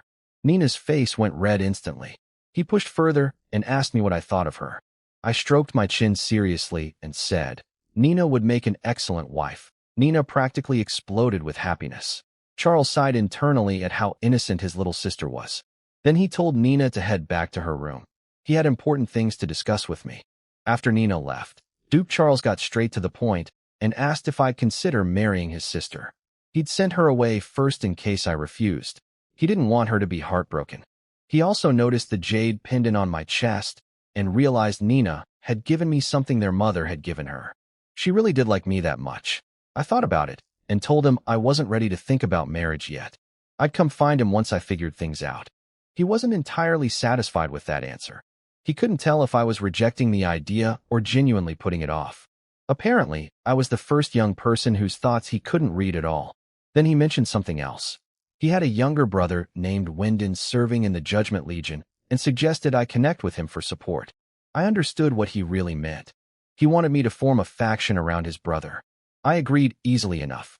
I'd see what kind of person this brother was first. Back home, I examined the jade pendant more carefully. The more I studied it, the more impressive it seemed. It had the ability to purify the wearer's magic, which would be very beneficial with long-term use. There seemed to be other effects too, but I couldn't figure them out yet. That evening, my Judgment Legion armor arrived. It was gold and white with a lion-shaped helmet, beautifully crafted. When I put it on, all my attributes surged dramatically, far beyond what my old lightning pattern armor series could do. I determined it was a full hero grade set with a synergy bonus. Wearing the complete set pushed its power to peak hero grade, nearly reaching glorious grade. And this was apparently just the basic armor. There was an even stronger glorious set available after earning merits. I admired myself in the mirror for a moment, feeling pretty good. Then I sensed something and quickly let Purple scale out. She had changed enormously. Her white scales were gone, replaced by a deep ink green color, beautiful like green agate. 2 small horns had appeared on her head. Her scales were sharper and more menacing, and her eyes looked fiercer. She'd grown to about 7 meters long and was as thick as a small water barrel. She looked genuinely intimidating now. She was still affectionate with me, though, rubbing against me the moment she came out. I petted her head and asked about her new abilities. She told me her body had gotten much stronger, and she could now spit venom with powerful corrosive properties. I tested it by placing an iron plate in front of her. She spat out blue-green venom, and the iron plate sizzled like a frying pan. Then a huge hole ate through it. The corrosion kept spreading until the entire plate and the table beneath it were completely dissolved. I gasped. That was iron, not flesh. If this hit a person, there wouldn't even be bone fragments left. And this was only her first evolution. 5 days later, I arrived at the recruit assembly point with 9 other newcomers. None of them gave me any sense of threat. They were all around the same age and naturally not very strong yet. But when I saw who was in charge of receiving us, I was speechless. It was Ilya. Since when was she part of the Judgment Legion? I remembered the first time I'd met the armored woman. She'd said she held a rank equal to the Pope, but now she appeared to be my squad leader. What was going on? Clan, stop spacing out and get over here, she shouted. I followed Ilya over, and the other 9 recruits kept glancing at me. They'd all witnessed my performance during the first exam, so they knew exactly how strong I was. We arrived at the Judgment Legion grounds, and I immediately locked my eyes on the Legion commander. I couldn't believe it. She was wearing the exact same armor as that armored woman I'd met before. But wait, Ilya was standing right there too. They couldn't be the same person if they were both here at the same time. Then the commander spoke, and her voice was identical to the armored woman's. So Ilya really wasn't the armored woman after all. My mind was a mess. The commander laid out the rules. The Judgment Legion always maintains around 1,000 members. Every month there's an evaluation, and the bottom 10 get kicked out and sent down to the Silver Dragon Legion. In exchange, the top 10 from Silver Dragon get promoted up. New members get a 3-month protection period. We'd still be ranked, but we couldn't be eliminated. After month 4, we'd be treated the same as veterans. The other recruits looked horrified. Catching up to the Legion's overall level in just 3 months seemed impossible given how talented everyone here was. The commander explained that most of our operations would be squad-based assassination missions, since we all had strong individual combat abilities. But teamwork mattered too. The Legion's ultimate formation, the Judgment Angel, required perfect coordination from everyone to reach its full power. Then came our first training session, and I froze when I saw what it was. It was the exact same training Ilya had put me through before, so she'd been training me like a Judgment Legion soldier this whole time. No wonder it had felt so brutal back then. The others started at double gravity and found it manageable, so most of them jumped straight to triple. I smirked. They'd regret that soon enough. I walked directly into the 4 times gravity room, which made everyone stare. But after a short while I walked back out and went into the 5 times room instead. 4 times was just too easy now, like double gravity used to be. 5 times gave me a bit of pressure, so I settled in there. A few of the female recruits started taking notice of me, thinking that getting close to me might be a fast track to success. Ilya was watching from a distance, frowning. She could tell my average stats were definitely above 500 now, and she couldn't figure out how I'd improved so much. Even tearing through death prison shouldn't have produced gains this big. Meanwhile, the recruits who'd picked triple gravity were falling apart after just half an hour, their limbs aching and swollen. Some of them looked over at me hoping to see me struggling too, but I was still swinging my sword like it was nothing. Once again, they felt the gap between us. By the end of the day, I was the only one who completed the full training, and at several times the intensity of everyone else. The rest of them collapsed like dead dogs. Ilya looked at them with ice-cold eyes and said, "What a bunch of trash. Even compared to previous recruit classes, you're the worst. You might as well go home and drink milk. I can't wait to watch you all get thrown out after 4 months." Some of the recruits couldn't believe what they were hearing. When they'd first seen Ilya, a lot of them had been smitten. She was incredibly beautiful and talented. They'd been thrilled to be assigned under her. But now she was tearing into them like this, and a few of them wanted to stand up and argue. They were all prodigies. They'd never been insulted like this before. One of the recruits couldn't take Ilya's insults and talked back, saying the training was impossible for normal people. Ilya shut him down immediately. "If you're in the Judgment Legion and still measuring yourself by normal standards, you don't belong here." She released a wave of pressure so intense they could barely breathe, then walked away without another glance. This was the real Ilya. She'd only been nice to me because I was actually impressive. For everyone else, she was cold and arrogant. After she left, that guy came to me with a face full of resentment and tried to use me as his weapon. He asked me to go teach Ilya a lesson, saying I shouldn't tolerate being humiliated like that. His real plan was obvious. He either wanted me to pick a fight with Ilya and get beaten down, or he wanted me to do his dirty work. Pathetic scheming. I just looked at him, almost amused. He got uncomfortable under my gaze but kept pushing, trying to get the others to back him up. The rest of the recruits immediately threw him under the bus. "Don't drag us into this. We never said anything like that. Clan can do whatever he wants." They practically wanted to rip their hearts out to show me they weren't on this guy's side. Then some girl chimed in with the classic move, telling me I should be generous, that the guy was just trying to stand up for everyone, that I shouldn't make things difficult. As if I'd stepped on something disgusting, and now there were flies buzzing on top of it. I told the man I knew exactly what he was thinking. Then I told the girl to stop being disgusting. My mood was ruined because of them, so I gave them a simple choice: slap each other in the face until I was satisfied, and I'd consider forgiving them. They both froze, then got angry. The man said I was abusing my status. The girl called me petty and said small-minded men were the most disgusting thing in the world. The other 7 recruits sucked in a breath. These 2 idiots could clearly see I was already furious, and they were still provoking me. Several of them quietly stepped back to avoid getting blood on themselves. Without any warning, I kicked the man square in the chest. He flew backward, slammed into the wall, slid to the ground, and coughed up a mouthful of blood. He looked up at me in terror. He realized that kick could have killed him. I told the girl to slap herself 1,000 times. She stammered an apology, saying she was sorry, that it was her first time doing something like this. I asked if she didn't understand what I just said. She immediately started slapping herself. The sound was pretty crisp. I pointed at one of the other recruits and told him to count for me. He agreed without hesitation. He'd already figured out that in this legion, the last person you want to cross is me. Then I went back to the man and kicked him again in the stomach. Bones cracked. He clutched his belly, but I didn't stop. I kept kicking, his face, his legs, his back. Bruises covered his body. The girl slapping herself saw what was happening and started hitting herself even harder, not daring to slack off. After about half an hour, when the man looked like he was about to die, I finally stopped and walked away. Even after I left, that woman kept slapping herself. She didn't dare slack off. Living in death prison had changed me. After some rest, my personality had softened a bit, but I'd lost some of my respect for life. People who crossed me now, I just didn't care about their futures anymore. By the next day, The whole legion had heard what happened. Some veterans thought I was too arrogant and needed to be taught a lesson, but none of them actually dared to try since I held the rank of Marquis. The guy who tried to provoke me never showed up again. Ilya didn't seem to care. The girl who'd gotten involved was in terrible shape too. She collapsed before finishing training that day. The 1-month adaptation period flew by. Everyone improved a lot, but I improved the most. My average base stats went up another 25 points.